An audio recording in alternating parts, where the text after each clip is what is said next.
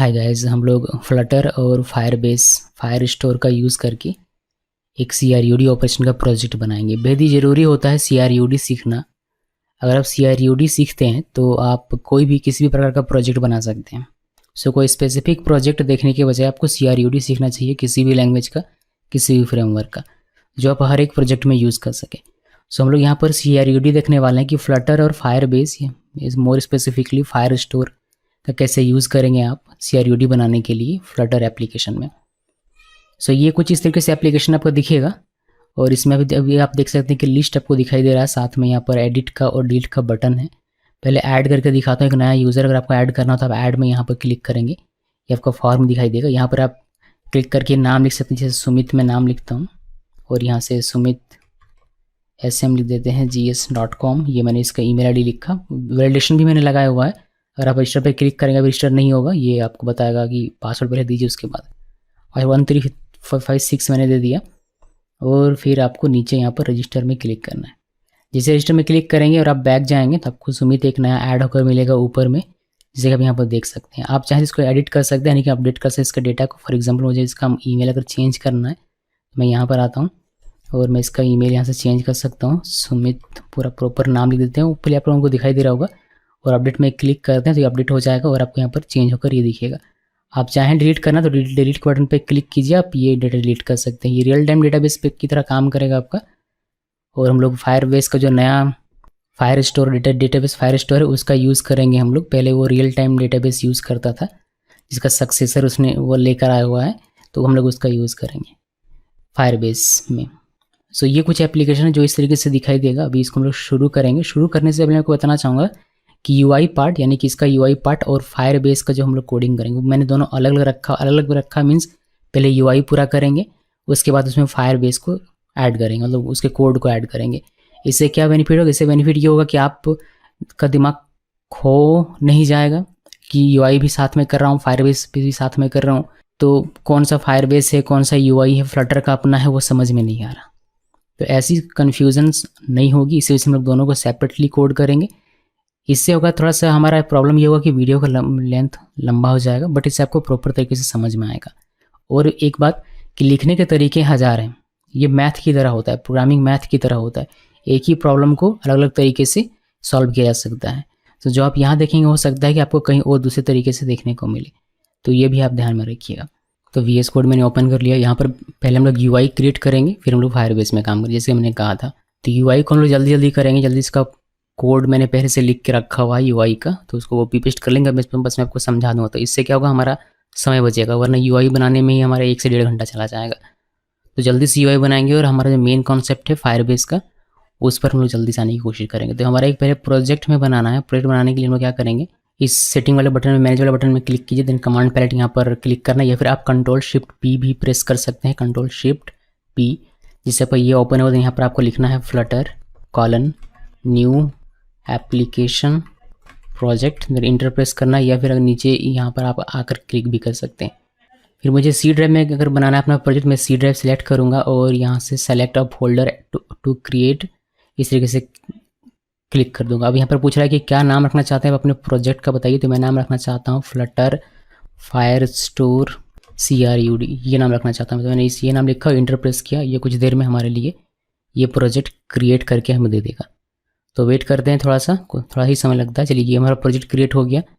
अभी अगर हम लोग इसको अगर रन करते हैं एक कोई भी डिवाइस में, देखिए पहले ये हमारा क्रोम आ जाए, यहाँ पर आगे यहाँ से हम लोग डिवाइस सेलेक्ट कर लेते हैं। मान लीजिए मैंने ये Pixel 2 सेलेक्ट किया, इससे हमारा इम्यूलेटर ओपन होगा। देखिए इम्यूलेटर मेरा ओपन हो रहा है, यहाँ पर ओपन हो गया। इसको प्रॉपर तरीके से कनेक्ट होने दीजिए। यहाँ पर अभी कनेक्ट हो रहा है, कनेक्ट हो गया हमारा। इसके बाद आप इसको पावर ऑन कीजिए। पावर ऑन हमने किया। अगर कोई भी एप्लीकेशन पहले से, इसको क्लोज़ कर दीजिए। कोई भी एप्लीकेशन हमारे इस केस में नहीं है, तो हम लोग, हमारा ये इम्यूलेटर है, अभी इसमें हम लोग अपना प्रोजेक्ट रन करेंगे। जो डिफ़ॉल्ट प्रोजेक्ट हमारे पास आया है उसका रन विदाउट डीबगिंग, यहाँ पर क्लिक कर दें और हमारा जो प्रोजेक्ट है वो यहाँ पर रन होकर हमें दिखाई दे। इसका डिफ़ॉल्ट प्रोजेक्ट आता है वो हमें अभी रन होकर दिखाई देने वाला। अभी इसके बाद हम लोग इसको मॉडिफाई करेंगे और अपना कोड लिखेंगे। चलिए, प्रोजेक्ट हमारा देखिए रन कर गया और यहाँ पर हमें कुछ इस तरीके से दिखाया, बट ये हमें नहीं चाहिए, हमें तो अपना UI लगाना है इसमें। तो यहाँ शुरू से दिखाता हूँ मैं, ये हमारा एज इट इज़ रहेगा। यहाँ पर मेन ऐप अभी ऐसा ही रहेगा और यहाँ पर माय ऐप में पहले तो ये कमेंट्स पूरा का पूरा हटा देते हैं हम लोग। तो Ctrl+D करते हैं और ये सभी कमेंट हमारा सिलेक्ट हो जाएगा। शिफ्ट प्रेस करके एंड प्रेस करेंगे 2 बार तो पूरा कमेंट हमारा सिलेक्ट हो जाएगा। फिर बैक स्पेस कर इसको हटा देते हैं, कंट्रोल एस करेंगे तो ये हमारा सेव हो जाएगा। अभी ये हमारा हो गया सेव। अभी सिर्फ कमेंट हमने हटा दिया हुआ। तो हम लोग क्या करते हैं, यहाँ से हमारा जो मटेरियल ऐप है आप शुरू से देख लीजिएगा फिर से। ये हमारा रहेगा मेन ऐप, हमारा ये रहेगा। माई ऐप हमारा रहेगा स्टेटलेस विजिट के तौर पर, ये रहेगा। वो ओवरराइड करेंगे। बिल्ड यहाँ पर मटेरियल ऐप रहेगा, यहाँ पर चेंज करेंगे इसको। ये फ्लटर डेमो ना करके हम लोग यहाँ पर कर देंगे फ्लटर फायर स्टोर CRUD, इसका ना टाइटल हम लोग दे। थीम डेटा ये भी अभी भी ब्लू ही रहेगा, इससे कोई फ़र्क नहीं पड़ता। ये जो डिबग का आप देख रहे हैं ये बैनर कॉर्नर में, उसको हम लोग यहाँ से रिमूव कर देते हैं। उसके लिए हम लोग डिबग ये यूज़ करेंगे, इसको फॉल्स प्रॉपर्टी देंगे तो वो हमारा गायब हो जाएगा। फिर हम लोग होम पेज बनाएंगे, माय होम पेज नहीं, ये हम लोग होम पेज बनाएंगे। तो इसको यहाँ से रीनेम कर देता हूँ और ये टाइटल हम लोग वहीं पर दे देंगे, यहाँ से नहीं भेजेंगे। तो हमें ये होम पेज भी बनाने का है।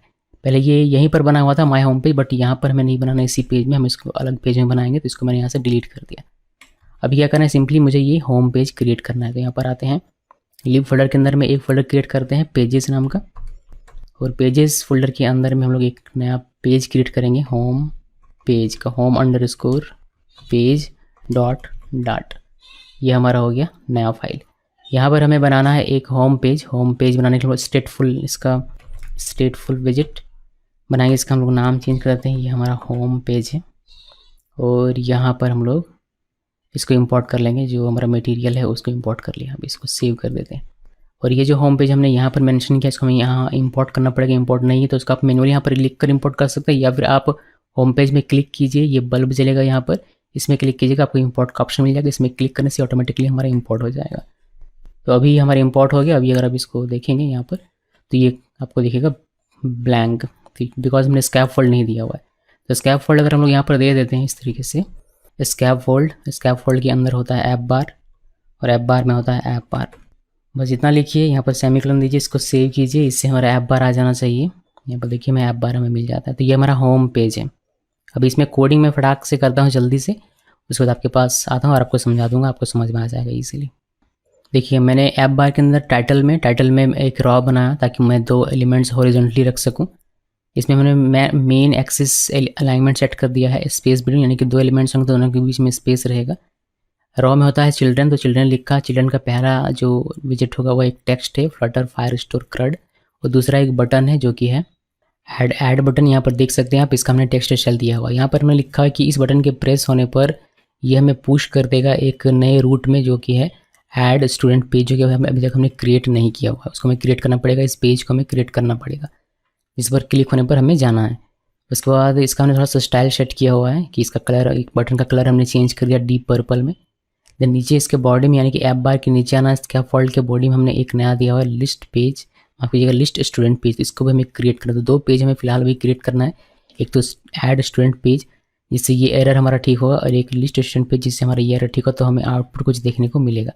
तो पेजेस में ये यहाँ पर राइट क्लिक करिए, न्यू पेज, यहाँ पर add student page dot dot, और एक दूसरा पेज हमें क्रिएट करना है। दूसरा पेज है यहाँ पर list student page dot dot, और सिंपली क्या करना है कि इसमें स्टेटफुल एक विजिट बना लेते हैं। इसका नाम चेंज कर देते हैं, इसका नाम हो जाएगा ऐड स्टूडेंट पेज, और हम लोग इसको इंपोर्ट कर लेंगे, जो मटेरियल है उसको इंपोर्ट कर लेते हैं यहाँ से, ताकि ये हमारा नया। अभी इसी को कॉपी करते हैं और यहाँ पर पेस्ट करते हैं, और यहाँ से बस इसका नाम चेंज कर देंगे। ये हमारा ऐड स्टूडेंट पेज ना करके ये हो जाएगा लिस्ट स्टूडेंट पेज, और यहाँ पर इसको सेव कर दीजिए। अभी ये दोनों पेज हमने यहाँ मेंशन किया, इसको इंपोर्ट करना पड़ेगा। तो इसमें क्लिक कीजिए, बल्ब जलेगा, यहाँ से इंपोर्ट कर लीजिए। फिर नीचे वाले को यहाँ पर क्लिक कीजिए, इसमें बल्ब जलेगा। बल्ब क्यों नहीं चल रहा भाई, इसमें बल्ब तो जला है बट इंपोर्ट का ऑप्शन नहीं मिल रहा। आई बिलीव हमने कुछ गड़बड़ किया है लिस्ट वाले में।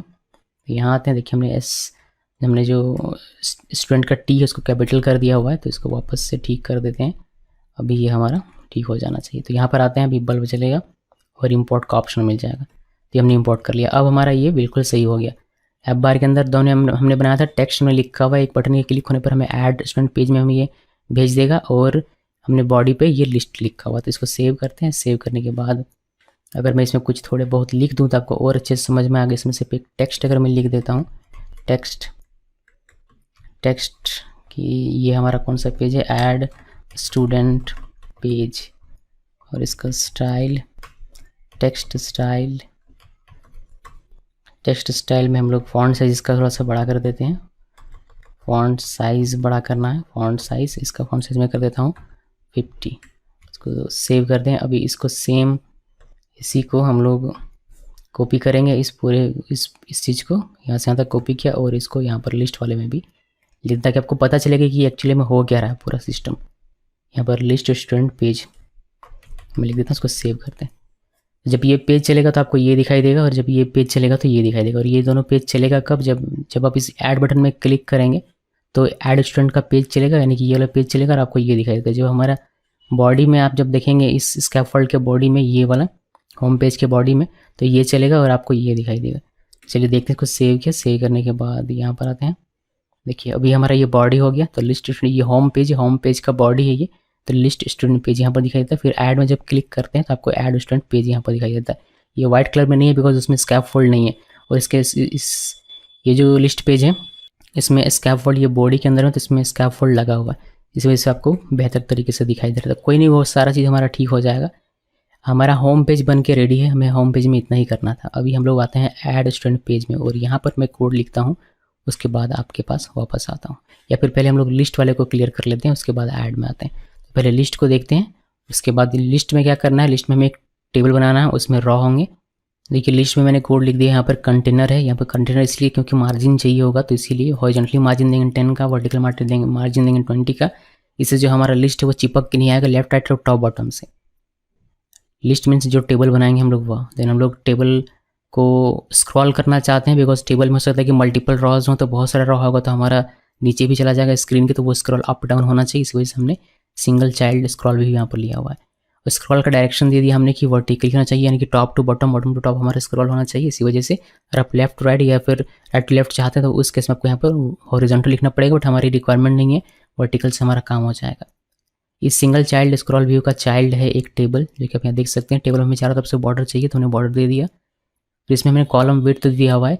अगर एक टेबल है तो टेबल में कॉलम होता है, कॉलम में फिर कॉलम होता है, फिर रॉ होता है, और उसमें सेल्स होते हैं। ये 3-4 कुछ प्रॉपर्टीज़ हैं जो आपको ध्यान में रखनी होती है। एक टेबल जब हम लोग बनाते हैं तब, ऐसे नॉर्मल से टेबल बनाते हैं तभी। तो यहाँ पर बताया जा रहा है कि कॉलम विड्थ मैंने यहाँ पर 1 का इतना फिक्स कर दिया। देखिए पहला कॉलम है, पहला कॉलम में जो नेम का कॉलम है उसका इंडेक्स होगा 0, जो ईमेल का होगा दूसरा कॉलम उसका इंडेक्स होगा 1। तो जिसका इंडेक्स 1 है, यानी कि ईमेल का जो हमारा कॉलम रहेगा उसका विड्थ मैंने फिक्स किया 140 का। उस कॉलम का विड्थ हमने फिक्स कर दिया है 140 का। वाई बिकॉज ईमेल थोड़ा सा बड़ा ज़्यादा कैरेक्टर का होता है, तो वो थोड़ा सा अगर उसका जो विड्थ है बड़ा रहेगा तो वो ठीक तरीके से हमें दिखाई देगा स्क्रीन पे। बाकी जो 0 और 2 पर है वो मैंने डिफ़ॉल्ट रखा हुआ है।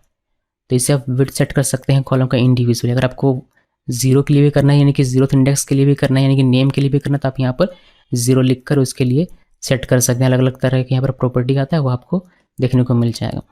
देन डिफ़ॉल्ट वर्टिकल अलाइनमेंट मैंने यहाँ पर किया हुआ है, टेबल वर्टिकल अलाइनमेंट मिडिल, यानी कि जो हमारा टेक्स्ट है सेल में, जो भी हमारा टेक्स्ट रहेगा वो हमारे मिडिल में रहेगा, इसीलिए हमने ये लिखा हुआ है। फिर टेबल का प्रॉपर्टी होता है चिल्ड्रन, बिकॉज टेबल में मल्टीपल रॉज होंगे तो चिल्ड्रन होगा इसका।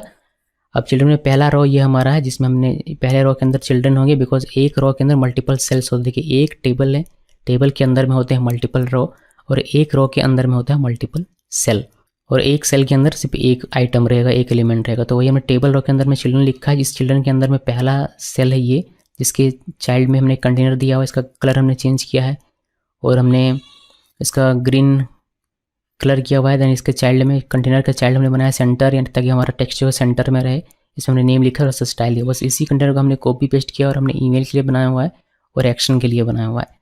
फिर ये दूसरा रो हमारे यहाँ से शुरू होता है, जिसमें हमने चिल्ड्रन में एक नाम दे दिया है सिंपल सा, और दूसरे सेल में हमने ईमेल दे दिया है सिंपल सा। ये नॉर्मल सा अभी स्टैटिक है, बट ये हमारा फायर स्टोर से आना है और ये हमारा डायनेमिक हो जाएगा।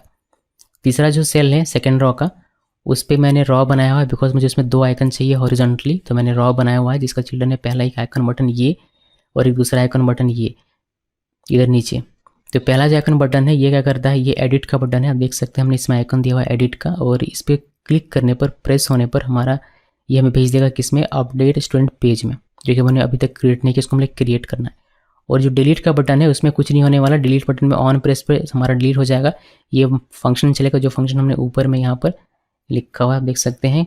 ये जब फंक्शन चलेगा या फिर मेथड, जो मेथड चलेगा तो हमें सिंपली दिखाई देगा यूज़र डिलीटेड और जो भी आईडी रहेगी वह, बट इसमें प्रॉपर हमें लिखना पड़ेगा डिलीट का कोड, जो हम लोग बाद में लिखेंगे जब हम लोग फायरबेस में काम करेंगे। तब नीचे यहाँ कुछ भी नहीं है, टेबल रो बंद है, फिर हमारा टेबल बंद है और सिंगल चाइल्ड हमारा बंद है, कंटेनर बंद है और कुछ भी। तो चलिए पहले ये पेज क्रिएट करते हैं, अपडेट स्टूडेंट पेज।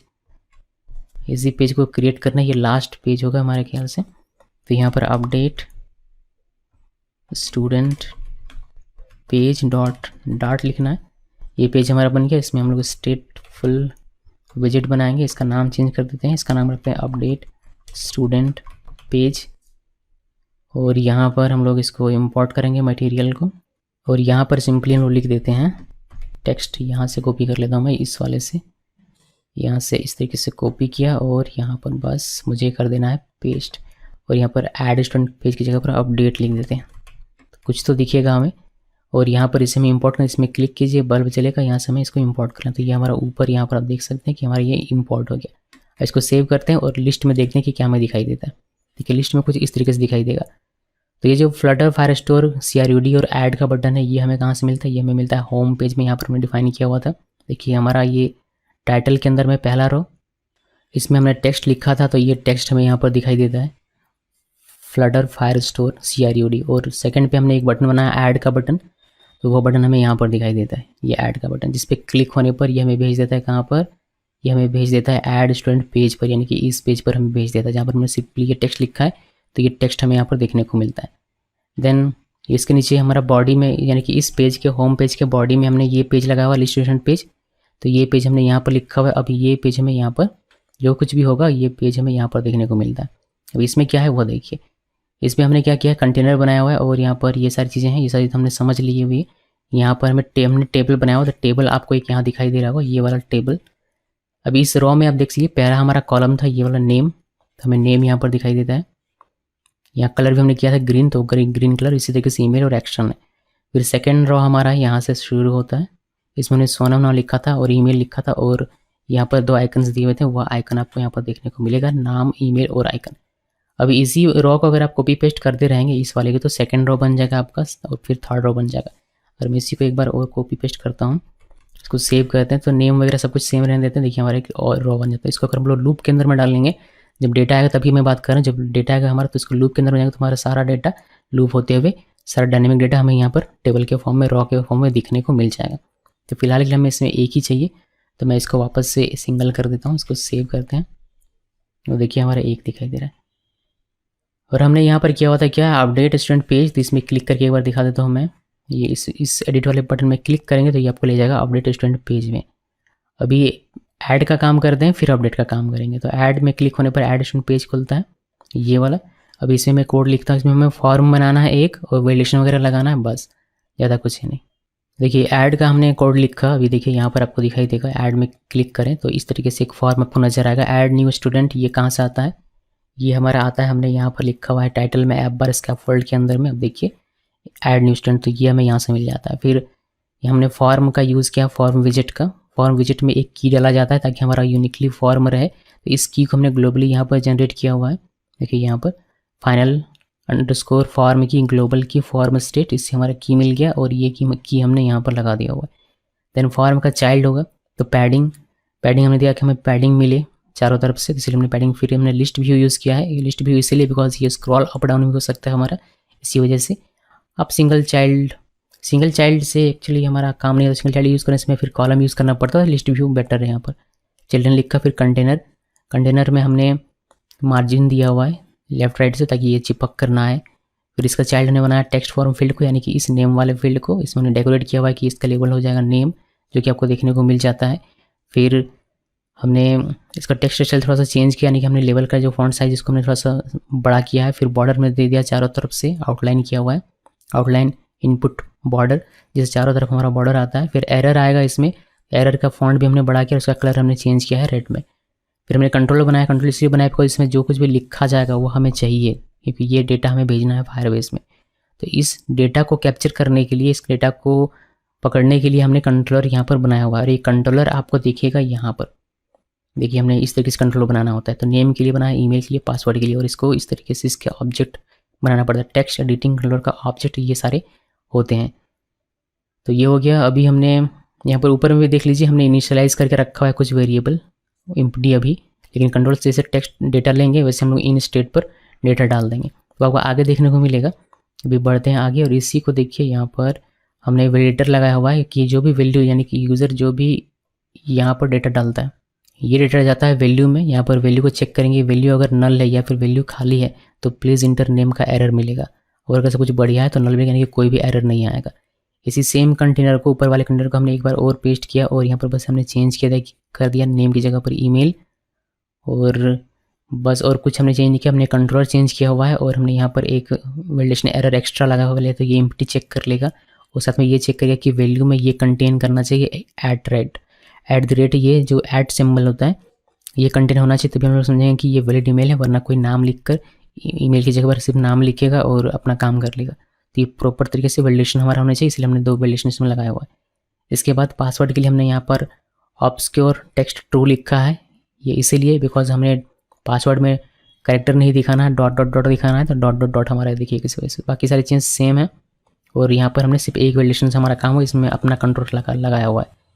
उसके बाद नीचे यहाँ पर आप देखेंगे तो हमने एक बटन बनाया हुआ है रजिस्टर का बटन, जो कि आपको यहाँ पर दिखाई देगा, ये रजिस्टर का बटन। इस बटन के क्लिक होने पर हम लोग क्या करेंगे, हम लोग पहले फॉर्म की जो हमने बनाया था उससे करंट स्टेट को एक्सेस करेंगे और वैलिडेट को कॉल करेंगे। अगर हमारा देखिए यहाँ लिखा कि validate returns true if the form is valid otherwise false, तो अगर ये ट्रू रिटर्न करता है तो वैलिड हमारा फॉर्म वैलिड है, यानी कि सारे डेटा सही सही आ रहे हैं। उस केस में हम लोग सेट स्टेट का यूज़ करेंगे और हमने ऊपर में जो बनाया हुआ था एम्प्टी ये सब वेरिएबल्स, इसमें हम लोग वैल्यूज़ को डाल देंगे। वैल्यूज़ को पकड़ेंगे कैसे, मैंने बताया था कंट्रोलर का यूज़ करें तो कंट्रोल नेम को अगर वैल्यू चाहिए तो नेम कंट्रोलर डॉट टेक्स्ट इसे हमें मिल जाता है। जो वैल्यू यूज़र यहाँ इनपुट करता है नेम में वह, तो वह नेम में चला जाएगा। उसी तरीके से ईमेल का पकड़ के ईमेल में डालेंगे, पासवर्ड का पकड़ के पासवर्ड में डालें। देन हमने यहाँ पर ऐड यूज़र नाम का एक मेथड बनाया हुआ कॉल किया है। ये मेथड क्या करेगा, ये जो डेटा है इन डेटा को भेजेगा कहाँ पर, डेटाबेस में, यानी कि फायरबेस में भेजेगा, इसलिए हमने ये यूज़ किया था। ये जो मेथड हमने यहाँ पर ऊपर में बनाया ऐड यूज़र का, यहाँ पर देखिए यूज़र ऐड अभी फिलहाल के लिए दिखाई देगा, बट फायरबेस में जब काम करेंगे तो हमें यहाँ पर प्रॉपर लिखना पड़ेगा पूरा फंक्शन की मेथड की कैसे वो डेटा सेव होगा। उसके नीचे हमने यहाँ पर क्लियर टेक्स्ट का एक मेथड कॉल किया है, बिकॉज जब ये पूरा हम लोग भरते हैं यहाँ पर पूरा सब कुछ लिख के रजिस्टर पे क्लिक करते हैं तो ये डेटा जो हमारा सेव हो जाएगा, तो ये टेक्स्ट फील्ड जो हमारा खाली हो जाना चाहिए, एम्प्टी होना चाहिए। तो ये हमने क्लियर टेक्स्ट के थ्रू किया हुआ। यहाँ पर अगर ऊपर में आप देखेंगे यहाँ पर एक और मेथड मिलेगा क्लियर टेक्स्ट का, जो नेम कंट्रोलर को क्लियर करेगा, सभी नेम कंट्रोलर को क्रिएट कर देगा, नेम कंट्रोलर को, ईमेल को और पासवर्ड कंट्रोलर को, तीनों को, यानी कि उन फील्ड्स को क्लियर कर देगा, उसमें टेक्स्ट रहेगा नहीं। उसी को सेम को हमने एक और बटन बनाया है रीसेट का, और रीसेट में भी हमने क्लियर टेक्स्ट को सिर्फ कॉल किया हुआ ताकि अगर कोई यूज़र अगर फिर से भरना चाहते एक एक करके उसको खाली ना करना पड़े, बल्कि रीसेट में क्लिक करे और ये पूरा रीसेट हो जाए, यानी कि खाली हो जाए। बाकी नीचे कुछ भी नहीं, रॉ बंद है, कंटेंट बंद है, लिस्ट व्यू बंद है, पैडिंग बंद है, फॉर्म बंद है और स्कैफोल्ड बंद है। इसी से हमारा बन जाता है ये ऐड स्टूडेंट पेज के अंदर ये ऐड करने का फॉर्म। ओके, और ये जो डिस्पोज का आप देख रहे हैं सारा काम हो जाने के बाद clean up the controller when the visit is disposed, इसी वजह से हमने ये डिस्पोज का बनाया है। बाकी इसमें कोई भी और कोड ऐसा नहीं है जो मैंने आपको अभी बताया नहीं है, सारे कोड हमने यहाँ पर एक्सप्लेन किए हुए। अब बात करेंगे लास्ट जो पेज हमारा है, इसमें बैक चलते हैं हम लोग और एडिट में क्लिक करने पर अपडेट पेज ये भी ओपन होता है, इस पर बात करते हैं। यहाँ पर ये पेज है हमारा, तो इसमें भी कोड लिखता हूँ फिर आपके पास वापस आता हूँ। देखिए इसमें भी ऊपर से मटेरियल को पहले हमने स्टेटफुल विजिट बनाया हुआ है। यहाँ पर एक मेथड हमने लिखा जैसे हमने ऐड यूज़र का किया था, वैसे हमने अपडेट यूज़र का मेथड लिखा। हमने फॉर्म का की, यहाँ पे एक फॉर्म चाहिए तो फॉर्म का की हमने पहले बना लिया हुआ है। स्कैफोल्ड के अंदर ऐप बार टेक्स्ट फील्ड अपडेट स्टूडेंट लिखने से हमें ये मिल जाता है। यहाँ पर देखिए अपडेट स्टूडेंट, देन फॉर्म की हमने बनाया हुआ है, पैडिंग दिया हुआ है, लिस्ट व्यू वही जो ऐड स्टूडेंट में था वही हमने फॉर्म यहाँ पर लिखा हुआ है। बस इसमें डिफरेंस क्या है, इसमें हमने कंट्रोलर नहीं बनाया, कंट्रोलर की जगह पर हमने ऑन चेंज्ड इवेंट लगाया हुआ है इसमें हर एक फील्ड में। जब देखेंगे लिस्ट व्यू के अंदर चिल्ड्रन है हमारा और यहाँ पर टेक्स्ट फॉर्म फील्ड है हमारा पहला, इसमें इनिशियल वैल्यू भी हमने दिया है सोनम, जिससे कि आपको यहाँ पर सोनम दिखाई देता है। ये स्टैटिक है और बाद में हमें इसे डायनेमिक करना पड़ेगा। देन ऑन चेंज पर अभी फिलहाल के लिए कुछ भी नहीं है, अभी ये खाली है। देखिए ऑन चेंज वैल्यू में हमारा जो भी यूज़र यहाँ पर डेटा डालेगा वह डेटा ऑन चेंज में वैल्यू में आएगा, उसे हमें भेजना पड़ेगा डेटाबेस के पास तभी, और वही डेटा हमारा अपडेट होगा। तो हमें करना पड़ेगा, अभी फिलहाल के लिए हमारा खाली है। देन डेकोरेट किया हमने, ये बॉर्डर वगैरह आ जाए, कलर वगैरह तो चेंज हो जाए। अगर एरर देना है तो एरर का थोड़ा स्टाइल हमने किया हुआ है, और वैलिडेशन लगाया जो हमने ऐड वाले में लगाया था वही। उसी कंटेंट को कॉपी पेस्ट किया और ईमेल के लिए भी हमने सेम किया हुआ है। यहाँ पर भी इनिशियल वैल्यू हमने डाल दिया हुआ है और ऑन चेंज अभी खाली है। उसके बाद इसमें भी वैलिडेशन लगाया है, 2 वैलिडेशन, और पासवर्ड के लिए भी हमने इनिशियल वैल्यू दिया हुआ है, ऑन चेंज है और ये सारी चीज़ें। देन आप नीचे आएंगे कंटेनर, यहाँ पर बटन बनाया है मैंने 2 बटन, वही एक बटन है अपडेट करने का, अपडेट बटन, जिसपे हमने फॉर्म की फॉर्म को वैलिडेट किया। देन अपडेट यूज़र को यहाँ पर हमने कॉल कर लिया हुआ है। अपडेट यूज़र क्या करेगा, इस वाले मेथड को कॉल करेगा और यूज़र अपडेटेड, हमें यूज़र अपडेट करने का जो भी कोड होगा वो यहाँ पर हम लोग लिखेंगे। यूज़र जब अपडेट हो जाएगा तो ये हमें वापस भेज देगा पिछले स्क्रीन में, जिसके लिए हम लोगों ने यहाँ पर नेविगेटर.pop कॉन्टेक्स्ट लिखा हुआ है। और हमारा ये अपडेट का बटन, यहाँ पर हमने रीसेट का बटन भी यूज़ किया हुआ है, जिसकी वजह से हमें रीसेट करके भी दे देगा। जबकि रीसेट में हमने यहाँ पर कोई भी अभी तक लगाया नहीं फंक्शन, तो इसको नहीं भी लिखेंगे तो भी चलेगा, रीसेट का बटन ना भी हो तो भी चलेगा, बट मैंने इसमें लिख दिया ताकि आप स्कोप जानकर रहेंगे। तो ये पूरा UI है हमारे पूरे इस प्रोजेक्ट का। भी देख लीजिए पूरा एक बार कंप्लीट। आप देखिए ये हमारा होम पेज, इसमें एक लिस्ट है हमारा, और इसमें हमारा रॉ भी बढ़ेगा, बहुत सारा रॉ हो जाएगा। ऐड में क्लिक करने पर आप ऐड कर सकते हैं। अगर आप रजिस्टर में क्लिक करेंगे तो आपको ये एरर देगा कि आप पहले फिल कीजिए तभी आपका होगा, वरना नहीं होगा। तो यहाँ पर अगर मैं लिखता हूँ सोनम और sonam@gmail.com और पासवर्ड लिखते हैं 1 2 3 4, तो ऐसे तो हमारा अभी कुछ भी काम होने वाला नहीं है, मतलब हमारा नहीं होगा डेटाबेस में सेव। बट यहाँ पर रजिस्टर में क्लिक करते हैं आप तो आपको यहाँ पर एक कंसोल जरूर दिखाई देगा कि यूज़र एडेड। ये नीचे देखिए यूज़र एडेड, वाई बिकॉज जब आप यूज़र को ऐड करके रजिस्टर पे क्लिक करते हैं तो और हमारा सब कुछ वैलिडेट है तो हमारा सारा डेटा चला जाता है स्टेट में, फिर ऐड यूज़र कॉल होता है और ये ऐड यूज़र कॉल होने के बाद हमें दिखाई देता है कहाँ गया हमारा मेथड, ये यूज़र एडेड, और हमारा सारा फॉर्म फील्ड क्लियर भी हो जाता है, जैसा कि आप यहाँ पर देख सकते हैं। ओके, उसी तरीके से ये एडिट में क्लिक करेंगे तो अपडेट का ये ओपन होगा, इसमें अपडेट करेंगे तो हमें यहाँ पर दिखाई देगा अपडेट यूज़र अपडेटेड। देखिए यूज़र अपडेटेड, और हमें ये बैक स्क्रीन में भेज देगा, यानी कि फिर से लिस्ट वाले पेज में भेज देगा, होम पेज में भेज देगा, आप कह सकते हैं। तो ये पूरा फंक्शन है, UI है इसका। अभी इसमें हम लोग फायरबेस का काम शुरू करेंगे। बताइए, सिर्फ UI को एक्सप्लेन करने में इतना समय लग गया, लगभग 30 मिनट हो ही गए होंगे मेरे ख्याल से। अगर हम लोग इसको कोड करते हैं तो हमें 1 घंटा 1.5 घंटा तो पक्का लगता है। तो UI अगर आपको समझ में आ गया है तो बहुत अच्छी बात है, अगर आपको समझ में नहीं आया है तो आप नीचे कमेंट जरूर कीजिएगा, मैं इस UI का एक और डिटेल्ड एक्सप्लेन करके एक नया वीडियो आप लोगों के लिए बना दूंगा। फिलहाल के लिए हम लोग मानकर चलते हैं कि UI समझ में आ गया है लोगों को, यानी कि स्टूडेंट्स को, सभी को। तो अभी हम लोग इसमें फायरबेस करेंगे और इसमें देखेंगे किस तरीके से आप फायरबेस से डाटा फैच करेंगे इस लिस्ट पेज में, और इस वाले फॉर्म से यानी कि ऐड स्टूडेंट वाले फॉर्म से जो डेटा हमारा रहेगा उसको कैसे आप फायर स्टोर में भेजेंगे और डेटा सेव करेंगे। फिर अपडेट करने की बात आएगी तो अपडेट करेंगे, डिलीट करने की बात आएगी तो डिलीट करेंगे। और फायरबेस और फायर स्टोर, फायरबेस का एक प्रोडक्ट है फायर स्टोर, याद रखिए। तो फायरबेस बोलूँ या फायर स्टोर बोलूँ तो आप समझ लीजिएगा कि फ़िलहाल हम लोग अभी फायर स्टोर पर ही काम कर रहे हैं, जिस पर हमें बस स्टोर करना है डेटा और रिट्रीव, और जो CRUD का ऑपरेशन होता है वो सारा हमें सीखना है। तो ये सारे UI का काम हो गया। अभी हम लोग इसको ऐसे रहने देते हैं और हम लोग आते हैं वेबसाइट में, जहाँ पर हम लोग अपने अकाउंट क्रिएट करेंगे फायर स्टोर में, फायरबेस में अकाउंट क्रिएट करेंगे और फायर स्टोर प्रोडक्ट को यूज़ करेंगे। गूगल में लिखकर सर्च कीजिए फायरबेस और आपको यहाँ पर एक वेबसाइट मिलेगी firebase.com, इसको क्लिक कीजिए। ये हमारा फायरबेस का ऑफिशियल वेबसाइट है। आपको अगर फायरबेस यूज़ करना है तो आपके पास एक Gmail होना चाहिए, तो Gmail अकाउंट आपके पास होगा, मोस्टली सबके पास होता है, तो आपके पास भी होगा। फायरबेस क्या क्या प्रोडक्ट हमें क्या क्या सर्विसेज में प्रोवाइड करता है, बिल्ड के लिए क्या क्या सर्विसेज हैं वो आप यहाँ पर देख सकते हैं, रिलीज और मॉनिटर के लिए क्या क्या सर्विसेज है वो यहाँ पर आप देख सकते हैं, इंगेज के लिए क्या क्या है वो आप यहाँ पर देख सकते हैं। ऑल प्रोडक्ट देखने के लिए आप यहाँ पर क्लिक कीजिए। देखिए ये क्लाउड फायर स्टोर में प्रोवाइड करता है machine learning, cloud function, authentication, hosting, cloud storage, real time database, ये सारे जो है बिल्ड के अंतर्गत आते हैं, तो ये इसने इस कैटेगरी में रखा हुआ है। तो ये सारी चीज़ें ये प्रोवाइड करता है। फिर यहाँ पर एनालिटिक्स के लिए, मॉनिटरिंग के लिए ये सारे सर्विसेज प्रोवाइड करता है, और इंगेज के लिए ये सारी सर्विसेज प्रोवाइड करता है। हम लोगों का टारगेट आज का है ये क्लाउड फायर स्टोर यूज़ करना। ये जो क्लाउड फायर स्टोर है इसको यूज़ करना, इस पर क्लिक करेंगे आप तो ये क्लाउड फायर स्टोर में आपको लेकर जाएगा, store and sync app data at global scale. ये NoSQL database built for global apps, ये NoSQL है। हम लोग जो अभी तक पढ़ते हैं, चाहे वो आप MySQL पढ़ रहे हैं, फिर MySQL पढ़ रहे हैं, अपने PHP में एडमिन में देखा होगा, आपने PHP में देखा होगा, Django में देखा होगा और Laravel में भी देखा होगा। हम लोग वहाँ पर जो यूज़ करते हैं उसे SQL कहते हैं, और हम लोग SQL यानी कि स्ट्रक्चर्ड क्वेरी लैंग्वेज यूज़ करते हैं। बट इस केस में यहाँ पर NoSQL है, यानी कि यहाँ पर स्ट्रक्चर्ड क्वेरी लैंग्वेज का यूज़ नहीं किया गया। तो क्या यूज़ किया गया हम लोग थोड़ा सा समझेंगे, बट अभी के लिए ये हमारा प्रोडक्ट है अभी जिसका हम लोग यूज़ करने वाले हैं। इसको क्लाउड फायर स्टोर कहते हैं, फायर स्टोर कहते हैं, और फायर स्टोर डेटाबेस भी कहते हैं, वो आपको देखने को मिलेगा अंदर में। तो ये प्रोडक्ट है जो हम लोग यूज़ करने वाले हैं। थोड़ा सा डिटेल में आप इसके नीचे स्क्रॉल करके पढ़ सकते हैं अगर पढ़ना चाहते हैं तो। इसमें जो मेन चीज़ है वो आप देखिए इसका प्राइसिंग में अगर आप क्लिक करते हैं यहाँ पर इस टैब में प्राइसिंग वाले में, तो आपको बताएगा कि ये कितना पैसा आपसे लेगा इसका यूज़ करने का, सर्विसेज का। देखिए फ्री प्लान हम लोग यूज़ करेंगे जिसे स्पार्क प्लान कहते हैं। एक और प्लान है pay as you go blaze plan. इसमें जैसे जैसे आप यूज़ करेंगे, जैसे आपका कंज्यूम होगा सर्विसेज, वैसे वैसे आपका ये बिलिंग करके आपको देगा उसका, तो उतना पैसा आपको भरना पड़ेगा। इसमें इस प्लान में इंक्लूड रहता है फ्री प्लान। देखिए फ्री प्लान जो फ्री में है वो तो फ्री में ही रहेगा, फ्री से ज़्यादा जब आप यूज़ करेंगे तो उसका जो चार्जेस लगेगा उसका पैसा यहाँ पर लिखा हुआ है।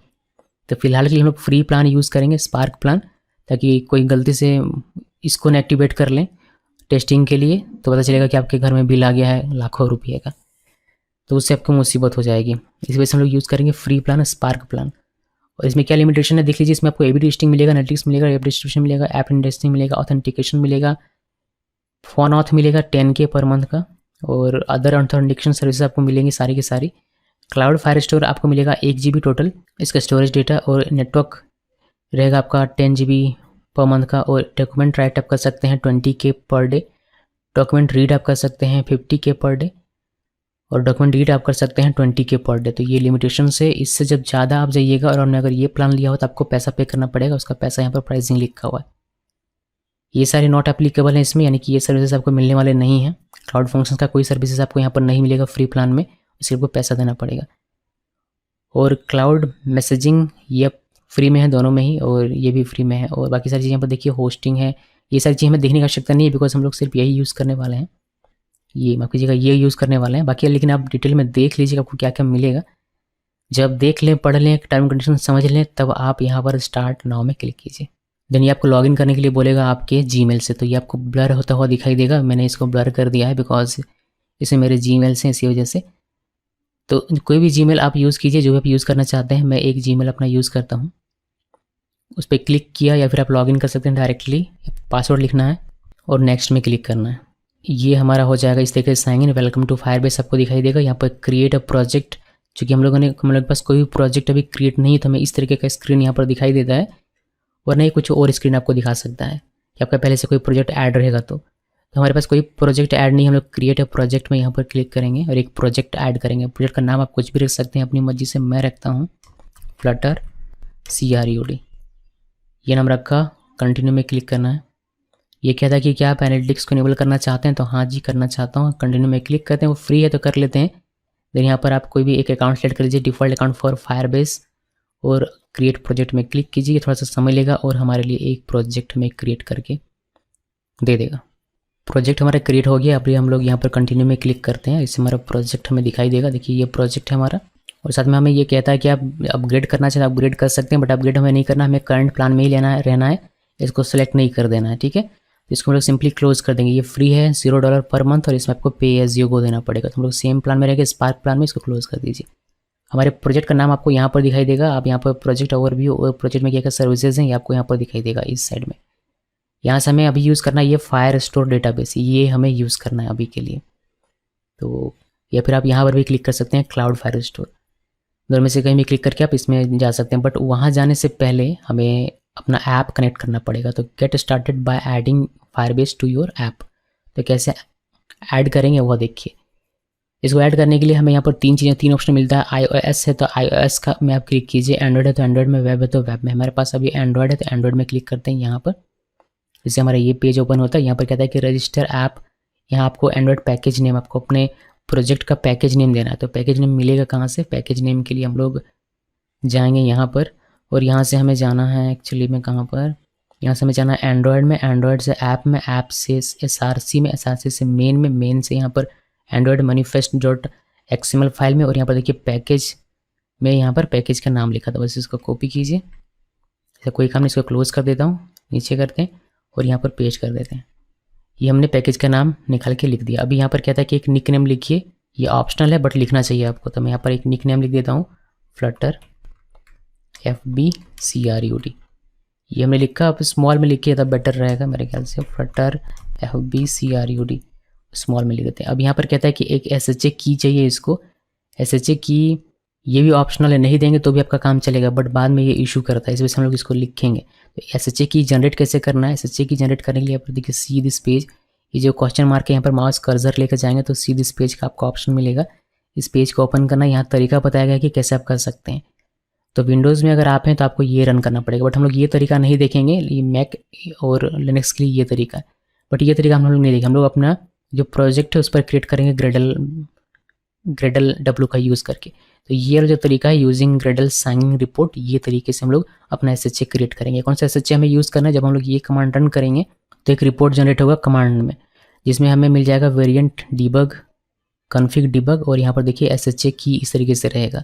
तो बस इसी की को हमें कॉपी करना पड़ेगा और यहाँ पर आकर उसको पेस्ट करना पड़ेगा, वो हमें जनरेट करना पड़ेगा। इसमें और भी कीज़ है, जैसे MD5 का है और आपका SHA का है, SHA 256 का है, ये सब बता ये सब नहीं चाहिए, हमें सिर्फ चाहिए SHA 1 का ये वाला की, बस सिर्फ ये चाहिए, इससे हमारा काम हो जाएगा। तो ये कैसे कर दें, ये कैसे रन करना होता है वो देखिए। पहले ये कमांड में कॉपी कर लेता हूँ, ये कमांड कॉपी किया, ये कमांड यहाँ से यहाँ तक कॉपी कर लिया मैंने। ये हमें ग्रेडल W पर जाना है तभी हमारा साइन रिपोर्ट जनरेट होगा।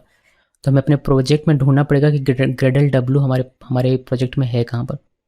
तो ये आपको मिलेगा, आप एंड्रॉयड के अंदर में जाइए, यहाँ से देखिए ग्रेडल W है, ये वाला है। तो आप इस फाइल में सेलेक्ट कीजिए, राइट क्लिक कीजिए, राइट क्लिक करने के बाद ओपन इन इंटीग्रेटेड टर्मिनल, इससे कोई टर्मिनल ओपन होगा और आप रहेंगे ग्रेडल, इसको माफ कीजिएगा, एंड्रॉयड के अंदर में। अभी क्या करना है, अभी आपको सिंपली जो कमांड आपने कॉपी किया था उसको पेस्ट कीजिए, और पेस्ट करने के बाद अगर आप लिनक्स में है या फिर मैक में है तो आपको एज इट इज़ इंटरप्रेस करना है। अगर आप विंडोज़ में है तो फिर आपको ये डॉट और स्लैश यहाँ से रिमूव कर देना है, इसकी आवश्यकता नहीं है। और यहाँ पर आप इंटरप्रेस कीजिए और ये थोड़ा सा समय लेगा और आपके लिए SHA जनरेट करके आपको दे देगा। ये मे भी आपको ब्लर होकर दिखाई देगा क्योंकि आपको अपने PC में करना है और आपको अपना की जनरेट करना है, मेरा वाला नहीं करना है, बिकॉज मैं सारी चीज़ें डिलीट कर दूंगा तो ये आपका काम नहीं करेगा। सो पहले नंबर में आप जब स्क्रॉल अप करेंगे थोड़ा सा इसका रिपोर्ट जनरेट होने के बाद आपको यहाँ पर मिल जाएगा वेरिएंट डिबग, कॉन्फ़िग डिबग और यहाँ पर SHA की। इस SHA की को सिलेक्ट करना है पूरे को यहाँ से यहाँ तक और इसको कॉपी कर लेना है। इसको मैंने कर लिया कॉपी यहाँ से, इसको मैं क्लोज़ कर देता हूँ बिकॉज मैंने कॉपी कर लिया, इसका कोई काम नहीं है। और वापस से अपने वेब पेज में आएंगे यहाँ पर और यहाँ पर इसको पेस्ट कर दीजिए।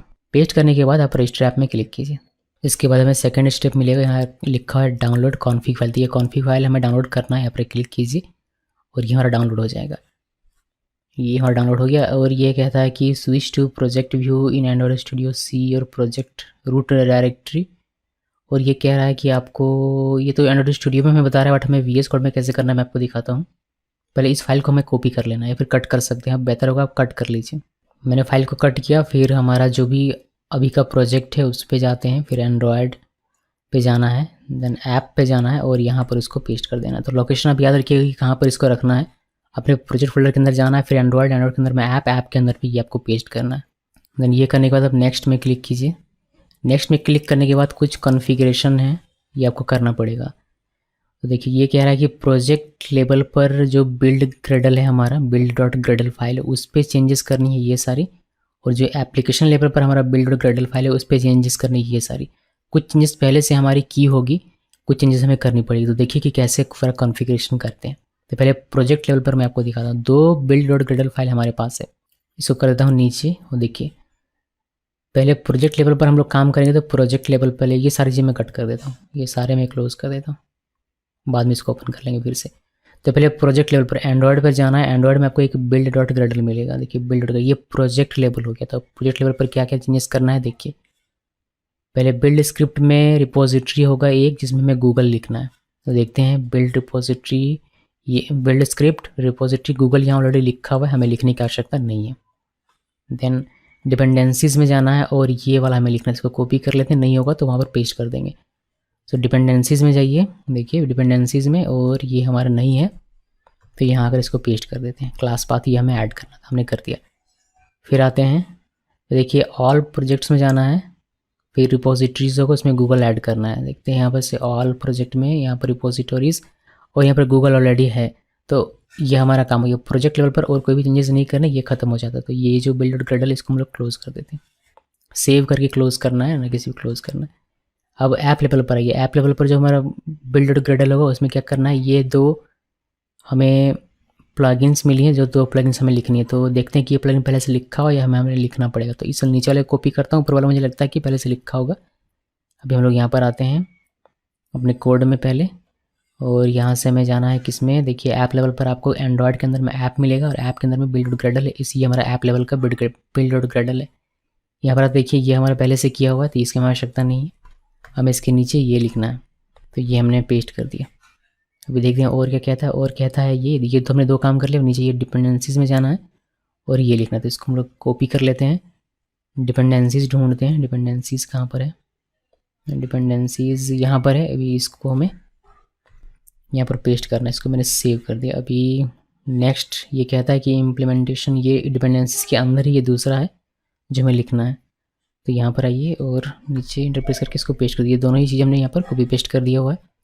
अभी इसमें नीचे कुछ भी नहीं है, तो हमें क्या करना है, सिंपली नेक्स्ट में क्लिक करते हैं। यू आर ऑल सेट कह रहा है, हम लोग कंटिन्यू टू कंसोल कर में क्लिक करके कंसोल में आ सकते हैं। तो हम लोग कंसोल में आ गए। आपका ऐसा ओपन होगा या फिर आपका अगर ऐसा भी ओपन होता है तो कोई इशू नहीं है। यहाँ पर हमारा प्रोजेक्ट का जो एप्लीकेशन है वो यहाँ पर है, आप यहाँ पर क्लिक कर सकते हैं।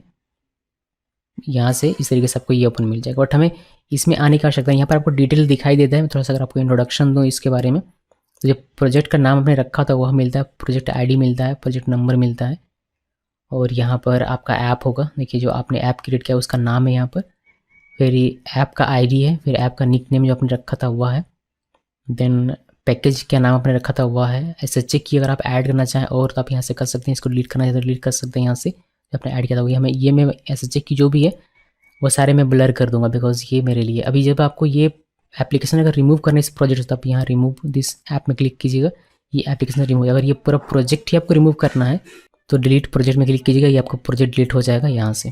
बाकी हमें जो सर्विस यूज़ करनी है अपने इस प्रोजेक्ट में, प्रोजेक्ट का सिलेक्ट रहना चाहिए। यहाँ पर देखिए हमारा प्रोजेक्ट हमारा सेलेक्ट है, जो मैंने अभी क्रिएट किया था वो हमें यूज़ करना है। फायरस्टोर डेटाबेस, यहाँ पर क्लिक कीजिए और ये हमारा ओपन हो जाता है। अभी यहाँ पर एक हमें डेटाबेस क्रिएट करने की आवश्यकता है, तो यहाँ पर आते हैं। क्लाउड फायरस्टोर हमें दिख रहा है, यहाँ पर क्रिएट डेटाबेस हमें टेस्ट मोड पे रखना है और नेक्स्ट में क्लिक करना है। और यहाँ से आप अपना रीजन सेलेक्ट कर सकते हैं। मैं साउथ एशिया सेलेक्ट कर लेता हूँ, एशिया साउथ, और इनेबल करते हैं।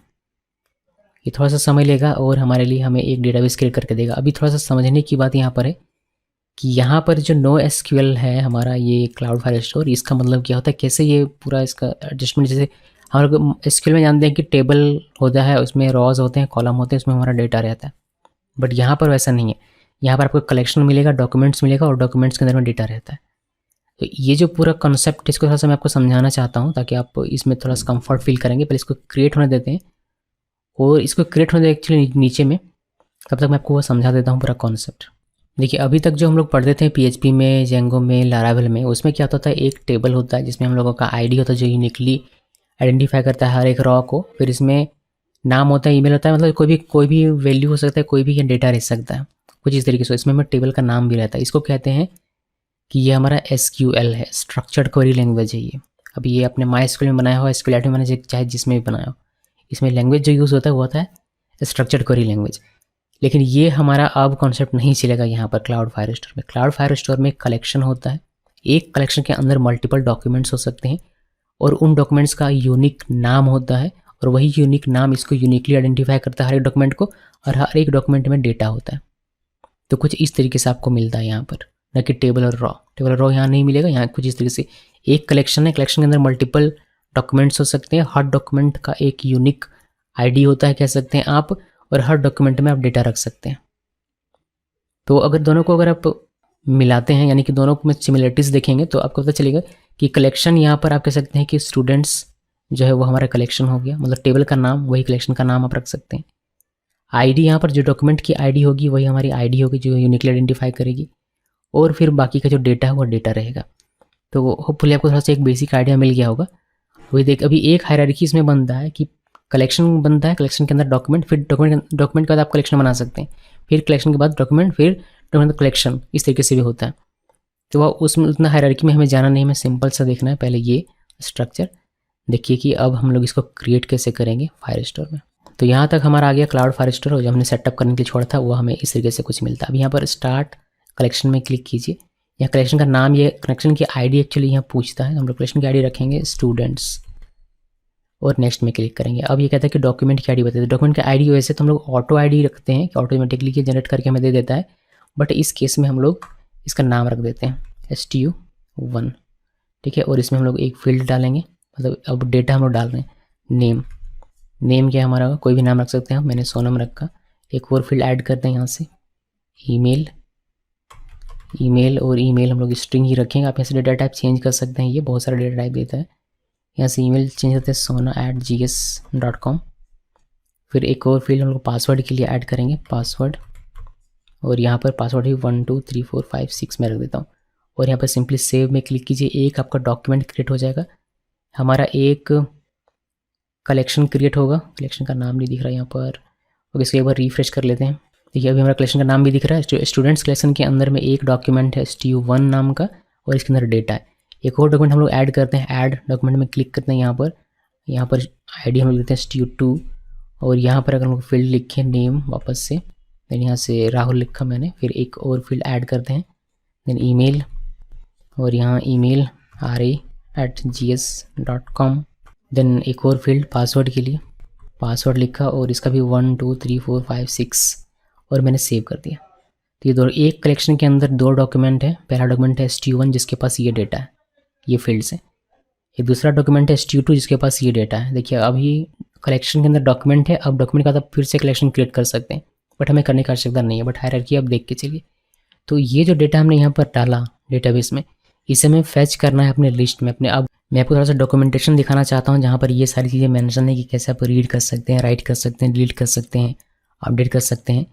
इसके लिए हमें सर्च करना है गूगल में फायरबेस फ्लटर, या फिर फायर स्टोर फ्लटर, या फिर फायरबेस फ्लटर, कोई भी सर्च क्लिक कीजिए, ये आपको साइट मिलेगी, यहाँ पर क्लिक कीजिएगा। और यहाँ से मैं डायरेक्टली फायर स्टोर में ये भेज रहा है, बट हमें फायर स्टोर में नहीं आना है, हमें जाना है गेटिंग स्टार्टेड में और ओवरव्यू में। यहाँ पर आपको बेसिक इन्फॉर्मेशन मिलेगा। मैं आपको डॉक्यूमेंटेशन के साथ क्यों बता रहा हूँ, क्योंकि ये बहुत चेंज होता रहता है ये। तो आप डॉक्यूमेंटेशन देखेंगे तो आपको समझ में आएगा कि मुझे कहाँ से पढ़ना है, कैसे काम करना है, इन केस चेंज होता है तो आप इसमें डिपेंड नहीं रहेंगे। तो नल सेफ्टी में पहले क्या करना है, पहले ये पैकेज में इंस्टॉल करना है एक, तो इसको कॉपी करता हूँ मैं, यहाँ से कॉपी करके यहाँ पर आना, अपने प्रोजेक्ट में आना है, देन pubspec.ml यहाँ ये, और यहाँ जहाँ डिपेंडेंसीज है ये यहाँ पर इसके नीचे यहाँ इसको पेस्ट कर देना। इसको सेव कीजिए, ऑटोमेटिकली हमारा इंस्टॉल हो जाएगा। ये हमें रन करने की आवश्यकता नहीं है। इसके बाद ये सब हमें अभी देखने की आवश्यकता नहीं, ये सब हमें करना पड़ेगा। जैसे ये कोड हमें लिखना पड़ेगा अपने मेन फाइल में, तो ये सब हमें करना है, बट उससे पहले कुछ और चीज़ें हमें करने की आवश्यकता है। मैं एक बार देख लेता हूँ यहाँ पर। देखिए ये एंड्रॉयड इंस्टॉलेशन, यहाँ पर क्लिक करते हैं, और क्या कहता है ये कि आपको ये ऐड करना, ये हम लोग ऑलरेडी कर चुके हैं, ये भी हम लोग कर चुके हैं। और ये कहता है कि आपको ये वाला लिखना पड़ेगा, तो ये हमने नहीं किया, इसको कर लेते हैं। ये वो कहाँ पर करना है, एंड्रॉयड में ऐप में बिल्ड ग्रिडल में जाना है, वहाँ पर डिपेंडेंसीज होगा। देखिए एंड्रॉयड डिफ़ॉल्ट कॉन्फ़िग में जाना है, और वहाँ पर आपको ये लिखने का है। ये दो चीज़ें पहले से होगी, हमें सिर्फ ये लिखना है, और फिर एक नीचे ये लिखना पड़ेगा। तो वहाँ पर चलते हैं अपने कोड में। ये हमारा इंस्टॉल हो गया है। एंड्रॉयड में आना है, ऐप में बिल्ड ग्रिडल यहाँ पर, और यहाँ से डिफ़ॉल्ट कॉन्फ़िग ये जो हमारा लिखा हुआ यहाँ पर आना है, और यहाँ एंटर प्रेस करके ये लिखना है। अगर ये नहीं करेंगे तो एक एरर मिलेगा आपको, सो ये ट्रू करके रखना ही है। देन ये जो डिपेंडेंसी है इसको भी हम लोग कॉपी कर लेते हैं, कॉपी किया, देन डिपेंडेंसी में इसको पेस्ट करना। तो डिपेंडेंसी यहाँ पर है, इसको हम लोग नीचे यहाँ पर पेस्ट कर देते हैं। तो ये सारी कॉन्फ़िगरेशन है जो आपको करनी पड़ेगी अगर आप यूज़ करना चाहते हैं। तो ये हो गया। अब बस इतना ही करना है। अब बाकी एक और आपको इंस्टॉल करना पड़ता है, क्लाउड फायर स्टोर हमने अभी तक इंस्टॉल नहीं किया है, उसको देख लेते हैं। उसके बाद प्रोग्रामिंग में हम लोग चलेंगे। तो यहाँ ये ओवरव्यू में आते हैं, यहाँ क्लाउड फायर स्टोर का जो डॉक्यूमेंटेशन है यहाँ पर आते हैं, फ्लटर के लिए ओवरव्यू में, और यहाँ पर कहीं लिखा हुआ रहना चाहिए कि आप ये जो पैकेज है ये आपको यूज़ करना पड़ेगा एनालिटिक्स के लिए, बट ये हमें चाहिए नहीं, हम लोग ये इंस्टॉल करना चाहते हैं। यहाँ पर जो ये लिखा हुआ है बस इसको कॉपी कीजिए, ये हम लोग ऑलरेडी कर चुके हैं ऊपर वाला कोर, तो हमें ये करना है। इसको सेव किया, मतलब कॉपी किया, कॉपी करने के बाद यहाँ ये pubspec.ml में, और यहाँ पर इंटर प्रेस करके इसको सेव कर दीजिए। ये सारे पैकेजेस आपको मिल जाएंगे pub.deb में भी अगर आप देखना चाहते हैं, बट यहाँ से कॉपी हो जा रहा है तो वहाँ पर क्यों जाना है। मतलब अगर आप यहाँ पर जाते हैं डार्ट के पैकेज मैनेजर में, यहाँ पर भी अगर आप सर्च करेंगे fire store, cloud fire store, देखिए क्लाउड फायर स्टोर ये है, और यहाँ पर इंस्टॉल करने का तरीका दिया हुआ है, और ये firebase.google.com से बना हुआ है। तो यहाँ पर भी इसका डॉक्यूमेंटेशन दिया हुआ है, यहाँ पर भी लिखने का है बहुत कुछ, लेकिन यहाँ पर देखिए या फिर आप यहीं से कर लीजिए, सेम बात है। ओके, हमें वेब के लिए करना नहीं है और हमें ये सब कुछ भी करने की आवश्यकता नहीं है। अब डायरेक्टली आप यूजेस में चले आते हैं। यहाँ पर आपको पता चलेगा यूजेस में कि अगर आप जहाँ भी क्लाउड फायरस्टोर को यूज़ करना चाहते हैं, पहले आपको ये इंपोर्ट करना पड़ेगा, देन आपको एक इंस्टेंस क्रिएट करना पड़ेगा। अगर आप चाहते हैं इंस्टेंस क्रिएट कर सकते हैं, वरना आप इसी को यूज़ करके, इंस्टेंस यही है, इसी को बस इसमें इनिशियलाइज किया गया। तो अगर आप ये लाइन नहीं लिखेंगे तो आप जहाँ भी इंस्टेंस की आवश्यकता पड़ेगी आपको ये लिखना पड़ेगा। देन इसको हमें देखने की आवश्यकता है नहीं, बिकॉज सेकेंडरी ऐप कोई है नहीं हमारा। देन नीचे करेंगे आप, तो ये रीड डेटा को रीड कैसे करेंगे उसके बारे में यहाँ पर जानकारी दी गई है। वन टाइम रीड करना है तो ये कोड लिखा हुआ है, रियल टाइम चेंजेस अगर आपको मॉनिटर करने तो ये कोड लिखा हुआ है। अगर बहुत सारे क्वेरीज यहाँ पर दिया गया अलग अलग तरीके का, जैसे कि अगर आप फिल्टर करना चाहते हैं, वेयर क्लॉज लगाना चाहते हो तो कैसे लगाएंगे वह यहाँ पर दिया गया है। वेयर क्लॉज आप यहाँ पर देख सकते हैं, एरे के तरीके से किस तरीके से ला सकते हैं। अगर लिमिट करना चाहते हैं कि मुझे सिर्फ 2 ही डेटा देखना है तो कैसे लिमिट कर सकते हैं, वह लिखा हुआ है। लिमिट टू लास्ट कैसे आप कर सकते हैं, वह ऑर्डर करना तो ऑर्डर बाय आप कैसे यूज़ करेंगे उसके बारे में जानकारी है। स्टार्ट एंड एंड कर्सर अगर आपको लिखना है तो कैसे लिखेंगे, वह यहाँ पर जानकारी दी गई है। तो ये सारे कुछ यहाँ पर क्वेरीज लिखे गए। ये राइटिंग डेटा कि आप डेटा कैसे ऐड करेंगे उसके बारे में जानकारी है। जैसे डेटा कैसे आप फॉर्म से डेटा कैसे लेकर जाएंगे, इसके लिए हम लोग ऐड मेथड का यूज़ करते हैं। यहाँ पर देखिए ऐड मेथड है, इसका हमें यूज़ करना पड़ता है। ऐड यूज़र है, ये मैं आपको दिखाई नहीं दे रहा है ना, मैं जूम कर देता हूँ, कहाँ चला गया। देखिए ये ऐड यूज़र है, इसमें हम लोग ऐड मेथड का यूज़ करते हैं और हमें बस फॉर्म से जो डेटा हमारा आएगा उसको हमें यहाँ पर डालना पड़ता है, और यहाँ पर फायरस्टोर में जो हमने फील्ड बनाया वो हमें लिखना पड़ता है। हो गया ये। उसके बाद अपडेट कैसे करना है उसका कोड यहाँ पर लिखा। अपडेट करने के लिए हम लोग अपडेट मेथड का यूज़ करते हैं। देखिए यहाँ पर अपडेट मेथड है और क्या क्या अपडेट करना है वो आप लिखते हैं। अपडेट में आपको देना पड़ेगा कि कौन से डॉक्यूमेंट का अपडेट करना चाहते हैं वो आपको लिखना पड़ता है। फिर आप यहाँ से रिमूव कैसे करना है, रिमूव के लिए हम लोग डिलीट मेथड का यूज़ करते हैं। फिर डॉक्यूमेंट में कौन से डॉक्यूमेंट को रिमूव करना है वो भी आपको आईडी देना पड़ेगा। डॉक्यूमेंट का आईडी जैसे STU1 STU2 हमारे केस में वो देना पड़ेगा। यहाँ पर आप इसको डायनेमिक कर सकते हैं, ये निकाल कर फिर यहाँ पर ऑटोमेटिकली चलाएगा बटन के क्लिक होने पर, वो भी मैं आपको दिखाऊंगा। बस हमें इतना ही देखना है। बट यहाँ पर मैंने बस आपको क्या किया, मैंने आपको बस डॉक्यूमेंटेशन से एक बार रूबरू करवा दिया हुआ है, ताकि आप कभी भी कोई चेंजेस हो या फिर कभी आपको कोई प्रॉब्लम हो तो आप यहाँ पर आकर उसको वेरीफाई कर सकें। रीड करने का, अपडेट करने का, ऐड करने का, डिलीट करने का, यानी कि रिमूव करने का सारा यहाँ पर कोड लिखा, बस यहीं से मैं देख कर और लिखूँगा। बट यहाँ पर बिना आए हुए, बिकॉज मुझे याद है। तो याद आपको भी हो जाएगा, जैसे जैसे आप कोड करेंगे वैसे वैसे इसको याद करने की आवश्यकता नहीं है। आप डॉक्यूमेंटेशन में आइए, देखिए ऐड करने का क्या कोड है, अपने तरीके से उसको मॉडिफाई कीजिए और उसको यूज़ कीजिए। बस ये, बिकॉज ये चेंज होता रहता है। तो इसको क्लोज कर देता हूँ और सबसे पहले देखेंगे कि डेटा को कैसे फैच करते हैं फायरस्टोर से। हम लोग अपने एप्लीकेशन में कैसे डेटा को फैच करेंगे, तो इसकी आवश्यकता नहीं, इसको क्लोज कर देते हैं। इसकी आवश्यकता नहीं, इसको क्लोज कर देते हैं। हमें आवश्यकता है पहले मेन की। मेन में क्या क्या चेंज करना है आपको, यहाँ पर आपको एक इंश्योर इनिशियलाइज्ड कॉल करना पड़ेगा, और उससे कॉल करने के लिए हमें यहाँ लिखना पड़ता है visits Flutter binding dot ensure initialised, ये हमें कॉल करना पड़ेगा। यहाँ एक मेन में आपको ये काम करना है। देन आप इंपोर्ट कर लीजिए फायरबेस कोर को। फायरबेस कोर को हम लोग इंपोर्ट करेंगे ऑटोमेटिकली, वो हमारे जब ऑप्शन मिलेगा तब हम लोग देख लेंगे। उसके बाद क्या करना है, ये मेन में ये एक आपको करना है, फॉर एकदम ज़रूरी है, ये करना ही करना है। उसके बाद हम लोग यहाँ पर बिल्ड फ्यूचर का यूज़ करेंगे, मतलब फ्यूचर बिल्डर का यूज़ करेंगे अपने मेन में। यहाँ पर ऑप्शन दिया गया है, मैंने इसको तो कट कर दिया, बट मैं आपको दिखा देता हूँ एक बार। देखिए यहाँ से अगर आप फायरस्टोर में यूजेज में जाते हैं तो यहाँ पर आप जब भी देखेंगे कोड तो आपको वो मिल जाएगा, वो कोड एक्चुअली वो ओवरव्यू में ही है। ओवरव्यू में यहाँ पर आपको मेन का कोड मिल जाएगा। देखिए ये मेन का कोड है। तो यहाँ पर 2 ऑप्शन देखिए, आप या तो फीचर बिल्डर का यूज़ कर लीजिए, फिर स्टेटफुल विजिट का यूज़ कर लीजिए। तो हम लोग फिलहाल के लिए फीचर बिल्डर का यूज़ करेंगे, और यहाँ पर देखिए ये कोड लिखा हुआ है, यही बस मैंने कॉपी किया हुआ है। फिर यहाँ पर जो कोड लिखा गया फ्यूचर बिल्डर का, इस तरीके से ये फाइल हमें बनाना पड़ेगा, फिर ये सारी चीज़ें हमें लिखनी पड़ेगी। तो ये बस मैं यहाँ से कॉपी करके अपने प्रोजेक्ट में लेकर जाऊँगा, बट मैं आपको टाइप करके दिखाता हूँ, ठीक है, आपको प्रॉपर तरीके से समझ में आएगा। तो यहाँ पर आना है और यहाँ पर हमें बनाना है एक फायरबेस इंस्टेंस। तो उसके लिए हम लोग लिखेंगे फाइनल और फ्यूचर, और ये फ्यूचर हमारा टाइप होगा फायरबेस ऐप, और इसमें हम लोग कोई भी नाम लिख सकते हैं। तो हम लोग लिखते हैं इनिशियलाइजेशन, बिकॉज यही लिखा जाता है हर जगह। देन यहाँ पर फायरबेस लिखना है और डॉट से कॉल करना है इनिशियलाइज ऐप को, इनिशियलाइज ऐप। इसको कॉल कर लीजिए। अभी ये कह रहा है कि मुझे पता नहीं है कि फायरबेस क्या है, तो यहाँ से हम लोग इसको इंपोर्ट करेंगे। इसको इंपोर्ट करेंगे फायरबेस कोर को। तो यहाँ पर इंपोर्ट किया, देखिए ये हमारा इंपोर्ट हो गया, यहाँ ऊपर में इंपोर्ट कर लिया। और हमारा ये final future Firebase initialize app. अभी इसको सेव कीजिए।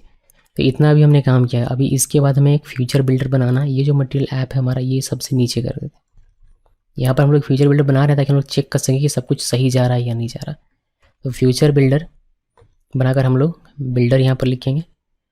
और इसमें बिल्डर से पहले फ्यूचर इसका हम लोग डिसाइड कर देते हैं। फ्यूचर एक प्रॉपर्टी है, इस पर हमें लिखना है जो हमने ये क्रिएट किया है, इनिशियलाइजेशन। बस इसको कॉपी कीजिए और यहाँ पर कर दीजिए पेस्ट। इसको सेव कर दीजिए। अभी बिल्डर में हम लोग लिखेंगे, बिल्डर में दो हम लोग पैरामीटर देते हैं। पहला कॉन्टेक्स्ट होगा और दूसरा होगा स्नैपशॉट। ऑटोमेटिकली आना चाहिए था, कोई नहीं। स्नैपशॉट आ गया। अभी इसमें हम लोग चेक करेंगे पहले एरर। तो हम लोग यहाँ पर पहले चेक करेंगे कि अगर स्नैपशॉट हमारा, यहाँ पर हम लोग चेक करेंगे कि इफ़ स्नैपशॉट हैज़ एरर, अगर कोई एरर है तो उस केस में हम लोग प्रिंट कर देंगे। ये सब फायरस्टोर यूज़ करने के लिए आपको करना पड़ रहा है, समथिंग वेंट रॉन्ग। तो अगर कोई भी एरर आता है फायरबेस या फायरस्टोर से रिलेटेड, तो हमें यहाँ पर मिल जाएगा कि समथिंग वेंट रॉन्ग, आपको टर्मिनल में देखने को मिल जाएगा। ठीक है। अगर कोई एरर नहीं है, अगर सब कुछ बढ़िया है, ऑल क्लियर, यहाँ पर कमेंट में लिख सकते हैं आप। और यहाँ पर हम लोग पहले चेक कर लेंगे कि अगर हमारे स्नैपशॉट डॉट कनेक्शन स्टेट हमारा इक्वल है कनेक्शन स्टेट डन, यानी कि सब कुछ बढ़िया है हमारा। कनेक्शन स्टेट डॉट डन, अगर सब कुछ डन है, बढ़िया है, तो फिर हम लोग रिटर्न कर देंगे हमारा जो ऐप था वो, यानी कि ये जो मटेरियल ऐप हमने यहाँ पर कमेंट करके रखा हुआ था नीचे, इसी को कमेंट से पहले आउट कीजिए, फिर इसको कॉपी करते हैं, यानी कि कट कर लेते हैं और यहाँ पर रिटर्न करवा देंगे। बस ये हो गया, इसको सेव कर दीजिए। ओके, तो अगर कुछ एरर आएगा तो ये हो जाएगा, और कोई एरर नहीं है, कोई बढ़िया है, हमारा डन हो जाता है कनेक्शन स्टेट, तो हमें अपना ऐप दिखाई देगा। तो बेसिकली ये कनेक्शन बनाने के लिए हम लोग यहाँ पर लिख रहे हैं। उसके बाद अगर वेटिंग में है, अगर अभी डिले हो रहा है, समय लगेगा थोड़ा इसको होने में, जो भी हो रहा प्रोसेस हुआ, तो उसके लिए हम लोग यहाँ पर एक रिटर्न कर सकते हैं, सर्कुलर इंडिकेटर, प्रोग्रेस इंडिकेटर, ये वाला। इसको सेव कर दीजिए। सेव। बेसिकली हमने क्या कहा कि अगर कोई एरर आता है तो ये दिखा दो, अगर कोई एरर नहीं, सब कुछ बढ़िया है, हमारा स्टेट डन हो गया, कनेक्शन स्टेट हमारा डन है, तो हमें ऐप दिखा देना है। अगर वेटिंग में अभी, यानी कि हमारा कोई एरर नहीं है लेकिन अभी डन भी नहीं हुआ है, वेटिंग में है, तो हमें तब तक ये घूमता हुआ दिखाई देगा इंडिकेटर। तो ये आपको मेन अपने फाइल में थोड़ा सा कोड लिखना है ताकि आप यूज़ कर सकें फायरबेस फायरस्टोर को। तो हमारा होम पेज ये है। होम पेज में आपको कुछ भी करने की आवश्यकता नहीं, इसमें कोई भी काम ऐसा हुआ नहीं है जिसको हमें चेंज करना पड़े, तो यहाँ कुछ भी नहीं करना। होम पेज को क्लोज कर देते हैं, मेन को भी क्लोज कर देता हूँ। मेन में भी कुछ खास में करना नहीं। अब हमें लिस्ट स्टूडेंट पेज में आना है, यहाँ पर ये हमारा मेन काम है। यहाँ पर हमें लिस्ट सारे दिखाने हैं, सारा डेटा हमें यहाँ से यहाँ फैच करवाना है। तो पहले क्या करेंगे, सारे डॉक्यूमेंट्स को निकालिए कलेक्शन में से। तो उसके लिए हम लोग अपने स्टेट में आते हैं यहाँ पर, और हम लोग यहाँ पर यूज़ करेंगे एक फाइनल स्ट्रीम का यूज़ करेंगे। फाइनल स्ट्रीम, इस तरीके से स्ट्रीम लिखा, फिर ये क्वेरी स्नैपशॉट होगा हमारा। ये सब वहाँ कोड में लिखा हुआ है और वहीं पर मीनिंग लिखा हुआ है। वहाँ पर अगर अधिक जानकारी चाहते हैं तो वहाँ पर जरूर देखिएगा, बट कोड लिखने का तरीका यही है। स्टूडेंट स्ट्रीम, आप यहाँ पर नाम कुछ भी लिख सकते हैं। मैंने स्टूडेंट स्ट्रीम रखा है बिकॉज हमारा स्टूडेंट है, स्टूडेंट्स स्ट्रीम लिख देते हैं और बेटर होगा। और यहाँ पर हमें लिखना है फायरबेस फायरस्टोर डॉट इंस्टेंस, यानी कि इस ऑब्जेक्ट का यूज़ करके हम लोग कलेक्शन मेथड को कॉल कर रहे हैं। और कलेक्शन मेथड में हमें किस कलेक्शन की, वहाँ कलेक्शन तो बहुत सारा हो सकता है, तो किस कलेक्शन की, स्टूडेंट्स कलेक्शन की, और उसका हमें स्नैपशॉट चाहिए, यानी कि ये हमने लिख दिया। अभी ये कह रहा है कि ये हमने गड़बड़ किया, लगता है इंस्टेंस। अभी ये ठीक है, तो ये हमने लिखा। देखिए क्लाउड फायरस्टोर यहाँ पर हमें इंपोर्ट करके रखना है। ये हमने इंपोर्ट, ऑटोमेटिकली हमारा इंपोर्ट हो गया मे बी। इसके बाद हमें क्या करना है, इसके बाद हमें एक स्ट्रीम बिल्डर यूज़ करना है। अगर आप स्ट्रीम बिल्डर नहीं यूज़ करते हैं तो आपको इंस्टेंट चेंज दिखाई नहीं देगा। स्ट्रीम बिल्डर एक विजेट है फ्लटर का ही, जो कहता है कि अगर आपको रियल टाइम डेटाबेस अगर में आप काम कर रहे हैं तो आप स्ट्रीम बिल्डर का यूज़ कीजिए। ये मॉनिटर करेगा हर एक चेंजेस को और आपको इंस्टेंट चेंजेस दिखाई देंगे। तो यहाँ पर हम लोग स्ट्रीम बिल्डर का यूज़ करेंगे बिकॉज आजकल लोग यही यूज़ कर रहे हैं। और क्लाउड फायरस्टोर आप यूज़ कर रहे हैं तो आप चाहेंगे कि रियल टाइम में आपको सारी चीज़ें दिखाई दे। तो हम लोग यहाँ पर कंटेनर में आते हैं और इस कंटेनर को नीचे कर देते हैं, या फिर इसको यहाँ से लेकर ये पूरा का पूरा जो रिटर्न है कंटेनर, इसको कमेंट कर देते हैं अभी थोड़ी देर के लिए। यहाँ से यहाँ तक हम लोग ने कमेंट कर दिया। ओके, अभी ऊपर आते हैं यहाँ पर, और यहाँ पर हम लोग अपना बनाएंगे जो भी हमारा कोड है वह यहाँ पर लिखते हैं। तो यहाँ पर पहले रिटर्न लिखिए, रिटर्न, और स्ट्रीम बिल्डर बनाना है। स्ट्रीम बिल्डर में बिल्डर होता है और स्ट्रीम हमें लिखना पड़ता है।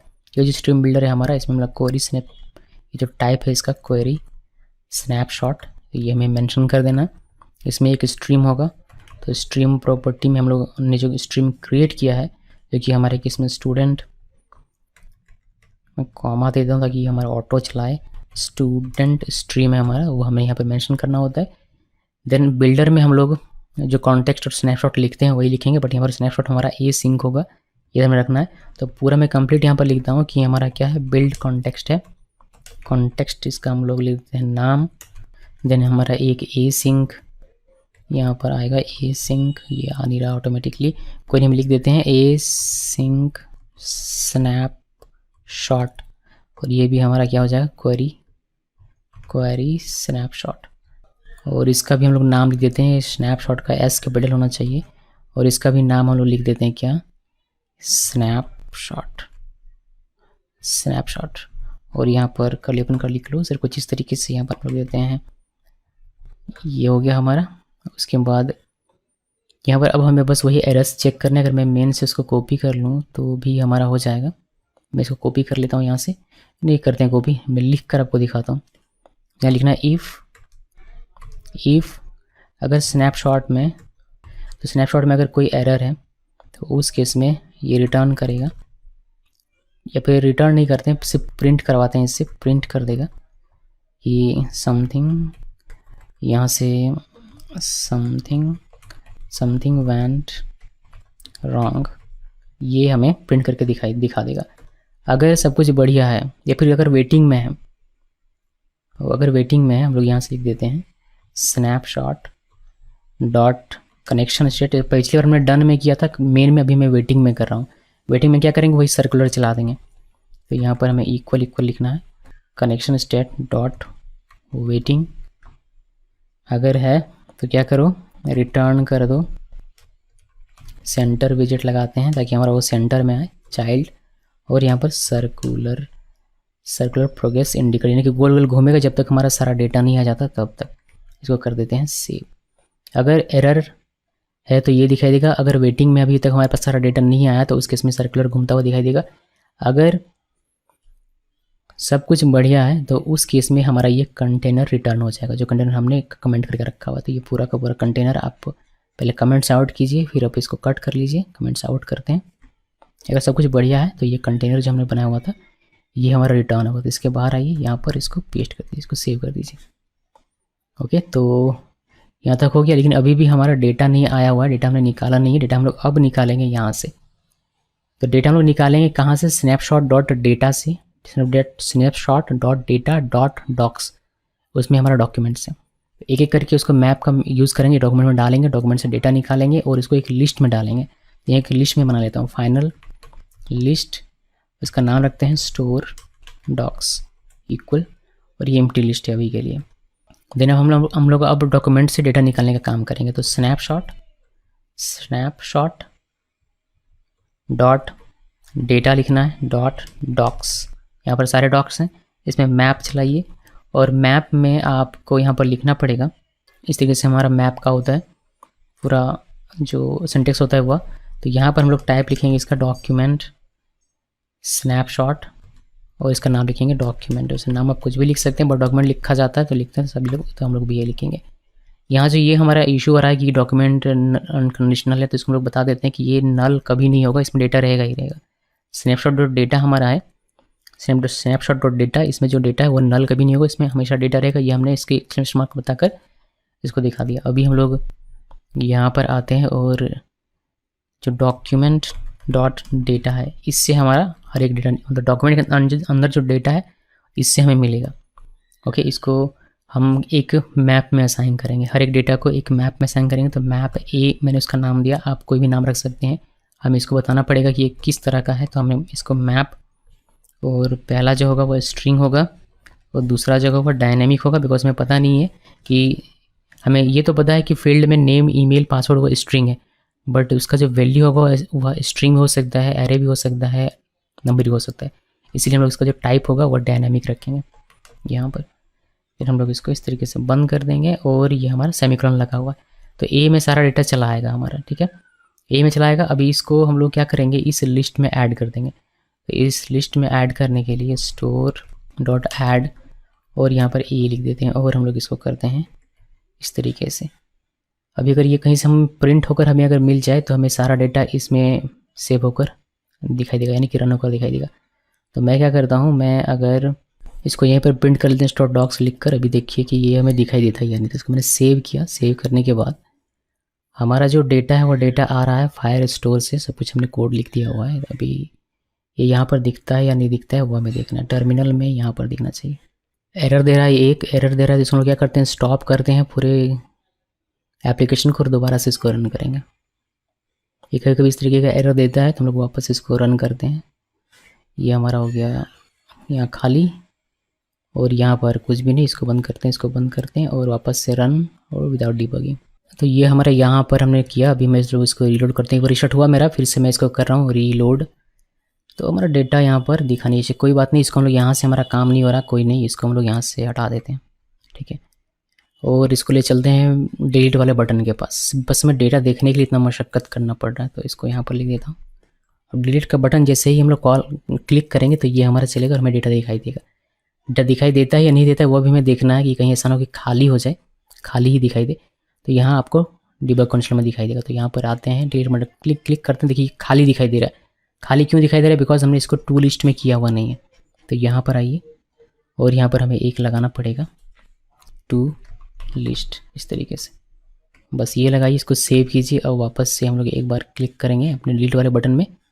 यहाँ इसमें क्लिक किया, देखिए हमें दिखाई देता है लिस्ट में हमारा डेटा है, पासवर्ड में ये डेटा है, नेम में ये डेटा है, ईमेल में ये डेटा है, फिर दूसरा यहाँ से ये हमें डेटा। तो लिस्ट में हमें हमारा डेटा मिल जाता है। अभी हमें बस इस लिस्ट को लूप करवाना है और हमें अपना डेटा दिखाना है। तो कैसे करेंगे वो अभी देखिए। हमें ये जो हमारा है, ये जो टेबल रॉ है हमारा, नेम जिसमें लिखा है, ईमेल लिखा है और एक्शन लिखा है, ये हमें लूप नहीं करवाना, हमें सेकंड रॉ से लूप करवाना, सेकंड टेबल रॉ यहाँ से लूप करवाना। ऊपर वाले से करवाएंगे तो बार बार नेम ईमेल आ जाएगा हर एक रॉ में, वैसे नहीं करवाना, सिर्फ सेकंड रॉ से करवाना। तो यहाँ पर आते हैं और यहाँ पर हमें एक फोर लूप लिखने की आवश्यकता पड़ेगी।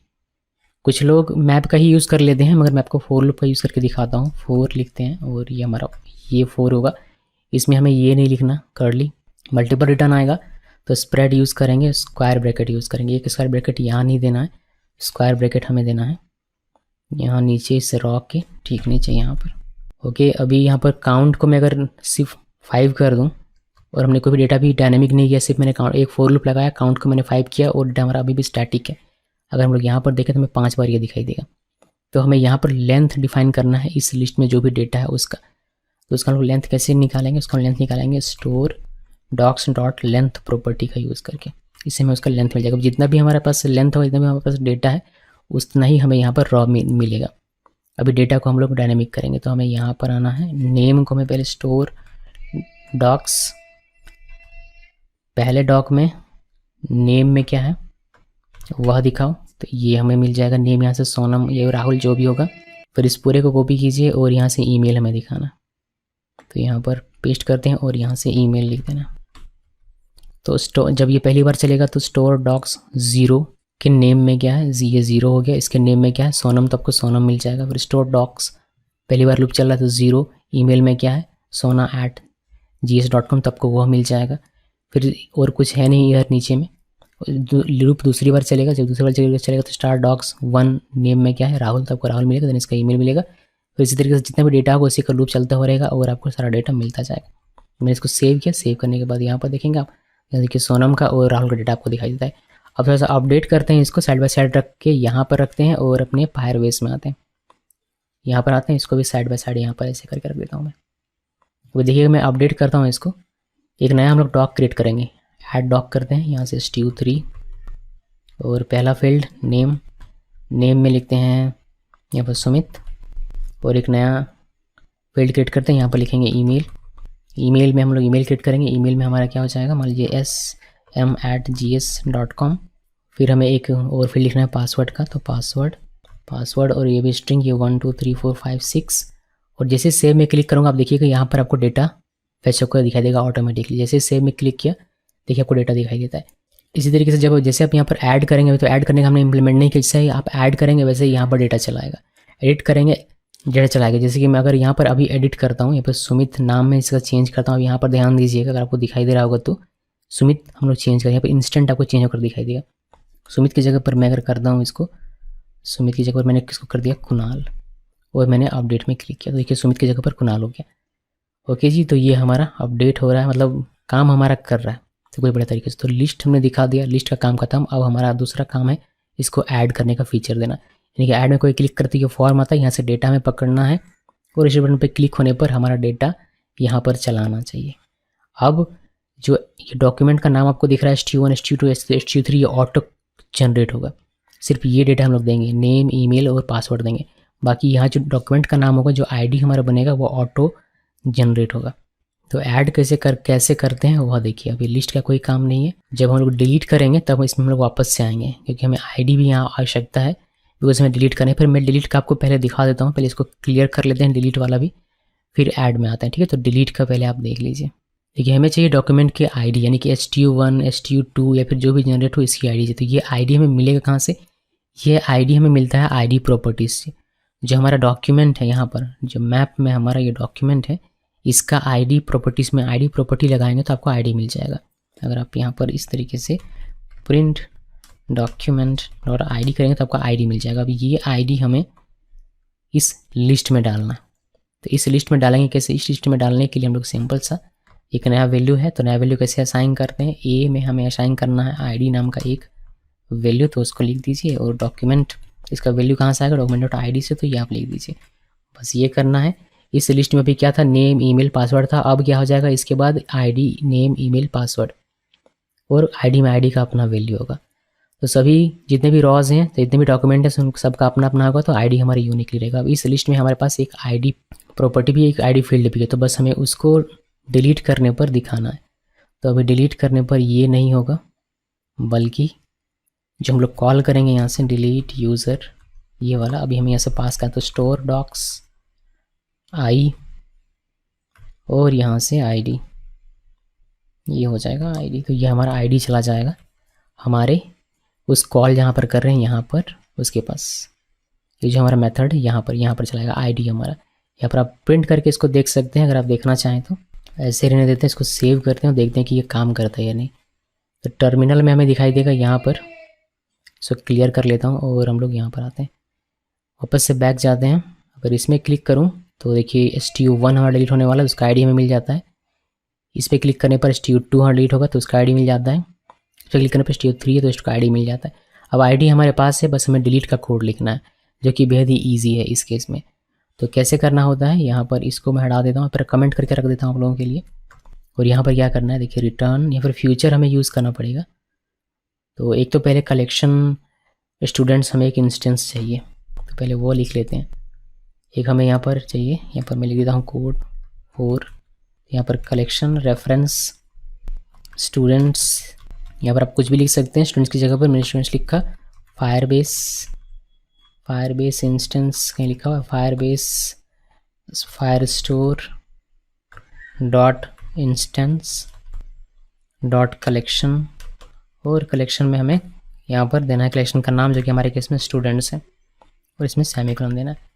ये हो गया। अभी इस स्टूडेंट्स का यूज़ करेंगे हम लोग डिलीट करने के लिए। तो यहाँ पर लिखिए, यहाँ पर फ्यूचर यूज़ करना है, तो इसको हम लोग पहले फ्यूचर कर देते हैं, फ्यूचर, और इसका रिटर्न टाइप हो जाएगा वाइड। और ये डिलीट यूज़र, इसका नाम सेम यही रखते हैं, डिलीट यूज़र।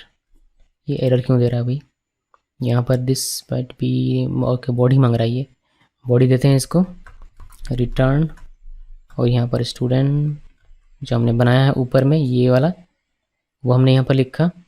देन डॉट आप साथ में लिख सकते हैं, बट मैं इंटर प्रेस करके लिख रहा हूँ, और यहाँ पर हमारा आईडी चला आएगा, यानी कि ये वाला आईडी। देन डॉट और डिलीट मेथड हमें कॉल कर देना है। बस इतना कीजिए, आपका डिलीट हो जाएगा। बट आप डिलीट करने के बाद अगर कुछ प्रिंट करना चाहते हैं, फॉर एग्जांपल मैं चाहता हूँ डिलीट होने के बाद हमारा एक कॉल बैक चले और उस कॉल बैक में लिखा हुआ है कि प्रिंट कर दो क्या यूज़र डिलीटेड, तो ये भी हम लोग कर सकते हैं। अभी यहाँ पर हमें एक पैरामीटर दे सकते हैं वैल्यू। ओके, ये हो गया। अभी इसके बाद अगर कोई एरर आता है, कोई एक्सेप्शन या फिर कोई किसी तरह का कोई एरर आएगा तो उसको हैंडल करने के लिए यहाँ पर हम लोग कैच एरर, ये पूरा कोड डॉक्यूमेंटेशन में लिखा हुआ है, वहीं से मैंने इसको लिया हुआ है। यहाँ पर ये कॉल बैक लिख देते हैं और यहाँ पर प्रिंट करके हम लोग लिख देंगे कि फेल्ड टू डिलीट यूज़र, और ये ले जाएगा हमें एरर दिखा देगा प्रॉपर सा, और यहाँ पर सेमीकोलन लिख देना। ओके, ये हो गया। अभी एरर में हमें मिल रहा है क्या, ये कह रहा है कि the argument type wide function, हमने यहाँ पर एरर नहीं लिखा इसी वजह से। ओके, ये हमारा ठीक हो गया। अभी जब यूज डिलीट बटन पर क्लिक करेंगे तो हमारा क्या होगा, ये चलेगा। तो स्टूडेंट्स में हमारा सारा कलेक्शन है, उसमें से डॉग को फाइंड करेगा कौन सा डॉग को डिलीट करना है, फिर इसको डिलीट कर देगा। देन हमें टर्मिनल में ये दिखाई देगा, अगर कोई एरर आता है तो ये दिखाई देगा। चलिए देखते हैं कि डिलीट हमारा काम करता है या नहीं। इसको एक बार रीलोड कर लेते हैं। यहाँ पर आते हैं वापस से और हम डिलीट करते हैं कुणाल को, तो यहाँ मैं ये भी रखता हूँ साथ में, देखिए आपको ये भी दिखाई देगा। सो कुणाल हमारा डिलीट होने वाला नहीं कि STU3 हमारा डिलीट होने वाला है। यहाँ पर जब आप प्रेस करेंगे डिलीट बटन पर तो देखिए हमारा यहाँ से कुणाल डिलीट हो गया, यहाँ से भी और यहाँ से भी। तो डिलीट का हमारा काम हो रहा है और बहुत अच्छी तरीके से काम हो रहा है। तो लिस्ट हमने दिखा दिया, डिलीट हमने कर लिया। अभी ऐड करने का काम करते हैं, तो इसको हटा देते हैं बिकॉज ऐड करने का जो काम है वह अलग सा है। हमें ऐड वाले पेज में जाना पड़ेगा, ऐड स्टूडेंट पेज, यहाँ पर आते हैं और ऐड करने का काम करेंगे। तो ऐड करने का काम बेहद ईजी, बिकॉज हमने बस बहुत सारा काम करके रखा हुआ है। हमने डेटा सेट करके रखा हुआ है अपने स्टेट में, कि फॉर में से जो भी डेटा है वो हमने स्टेट में सेट करके रखा हुआ है। साथ में हमने कॉल भी किया है अपने ऐड यूज़र फंक्शन को हमने बना के ऑलरेडी रखा हुआ है। तो इस बटन के क्लिक होने पर, रजिस्टर बटन के क्लिक होने पर ये हमारा चलेगा। तो इसके कॉल होने पर ही हमें ऐड करने का कोड लिखना है, यानी कि यहाँ पर लिखना है। ओके, तो बस यहाँ पर आइए, पहले कलेक्शन हमें निकालना पड़ेगा। जैसे डिलीट के लिए निकाला था वैसे ही एडिंग स्टूडेंट या फिर एडिंग डेटा आप कह सकते हैं, जो भी कहना हो आप कहिए। ये जो हमारा था इसमें से ये मैं कॉपी कर लेता हूँ, ये वाला पूरा का पूरा, ये पूरा का पूरा ऐसे करके कॉपी किया, यहाँ पर पेस्ट कर देते हैं। देन ये हमें कह रहा है कि ये पता नहीं चल रहा है, इसको इंपोर्ट कर लेते हैं। क्लाउड फायरस्टोर इंपोर्ट नहीं, इंपोर्ट हो गया। ऊपर में आप देख सकते हैं ये हमारा इंपोर्ट हो गया यहाँ पर। अभी यहाँ पर आते हैं और ये हमें फ्यूचर बनाना पड़ेगा, तो फ्यूचर, और इसका भी वाइड टाइप होगा और ये हमें कहेगा कि आप इसमें रिटर्न करवाइए। अब ठीक है, कोई नहीं, इसको हम लोग यहाँ से हटा सकते हैं, इसके लिखने की आवश्यकता नहीं है। रिटर्न स्टूडेंट्स डॉट ऐड यहाँ हम लोग कॉल करेंगे, बट इसको नीचे करते हैं, यहाँ लिखते हैं ताकि हमें स्पेस मिलता हुआ रहेगा। ऐड, और ऐड क्या करना है, ऐड मुझे करना है नेम फील्ड में, लेकिन नेम फील्ड में क्या ऐड करना है, कौन सा वैल्यू। तो यहाँ पर हम लोग ऐसे सोनम लिखेंगे तो स्टैटिक हो जाएगा, बट यहाँ पर हमें सोनम नहीं लिखना है, बल्कि फॉर्म में जो डेटा इंटर कर रहा है बंदा वह लिखना। तो फॉर्म में जो डेटा इंटर करता है वो हमारा स्टेट में सेट होता है और आता है वह इन वेरिएबल्स में, नेम में, ईमेल में, पासवर्ड में। तो ये नेम हम लोग यहाँ पर लिख देंगे। तो यहाँ पर सिंपली लिखिए, कॉट के अंदर नहीं लिखना है, नेम लिख दिया, पहला हमारा हो गया। फिर दूसरा फील्ड है हमारा ईमेल, दूसरे फील्ड के लिए ईमेल लिख दिया। फिर तीसरा फील्ड है हमारा पासवर्ड, फिर पासवर्ड के लिए पासवर्ड लिख दिया, और ये हमारा काम हो गया। अभी जब ऐड हो जाए फिर क्या करना है, देन, तो मैं इसी को कॉपी कर लेता हूँ। यहाँ पर हमने लिखा हुआ था ये देन और एरर वाला, तो इसको कॉपी कीजिए और यहाँ पर पेस्ट कर देते हैं। तो यहाँ यूज़र डिलीट के बजाय यूज़र एडिट लिख देते हैं, और फेल्ड टू ऐड यूज़र या स्टूडेंट कह सकते हैं आप, ये हमारा ऐड करके हमें दे देगा। बस इतना ही करना है और कुछ भी नहीं करना है इसमें, ये हमारा ऐड करके हमें दे देगा डेटा। तो ऐड करने का जो काम था बस इतना ही था, बाकी सारा हमने यूआई के टाइम पर ही करके रखा हुआ। तो ये इजी है, कितना इजी है फायर स्टोर का, अगर आप यूज़ करते हैं देखिए कितना इजी हो जाता है डेटा स्टोर करना। इसको एग्जामिन कर लेते हैं एक बार। हम लोग ऐड यूज़र में यहाँ पर आते हैं, यहाँ पर नाम लिखते हैं कोई सा, कुणाल को हमने डिलीट कर दिया, वापस से कुणाल को लेकर आते हैं, कुणाल KL@gs.com, और यहाँ पर 1 2 3 4 5 6 मैंने पासवर्ड दिया। यहाँ पर रजिस्टर में क्लिक करेंगे, ये हमारा क्लियर हो जाएगा, और यहाँ टर्मिनल में हमें दिखाई देना चाहिए यूज़र एडेड, अगर सक्सेसफुली ऐड हो गया होगा तो ये यूज़र एडेड दिख रहा है।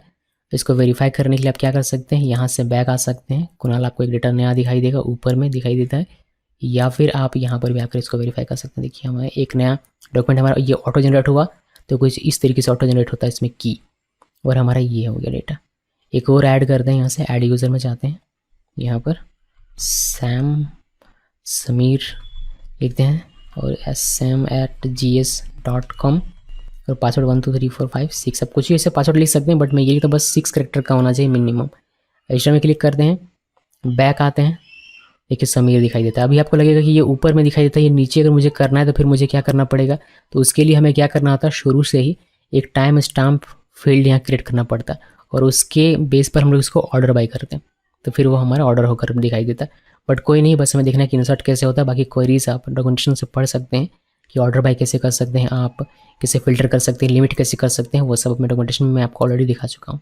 तो ये ऐड करने का काम हो गया। अभी ऐड करने के बाद हमारा क्या काम बचता है इसमें, इस पर क्लिक होने पर हमारा एडिट ये आएगा, यहाँ पर डेटा हमारा इनिशियलाइज होना चाहिए। तो अभी तो ये तो स्टैटिक, यानी कि किसी पर भी क्लिक करो तो सोनम ही आएगी, तो ऐसा नहीं होना चाहिए। समीर पे क्लिक होने पर समीर का डेटा यहाँ पर दिखना चाहिए, फिर इसमें एडिट करने के बाद अपडेट में क्लिक करो तो वह डेटा हमारा अपडेट होना चाहिए, और हमें यहाँ पर अपडेटेड डेटा दिखना चाहिए, साथ में हमारे डेटाबेस में भी वह इफेक्ट होना चाहिए।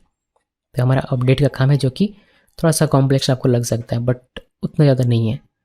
इसमें कोई काम नहीं है। ऐड को क्लोज कर देते हैं। लिस्ट में इस एडिट में क्लिक होने पर हमारा अपडेट का पेज चलता है। यहाँ पर नीचे देखिए एक एडिट का बटन होगा हमारा, ये वाला बटन टेबल सेल में है, चिल्ड्रन आइकन बटन है, इसमें पुश होने पर हमारा अपडेट स्टूडेंट पेज में जाता है, ये एडिट का बटन है।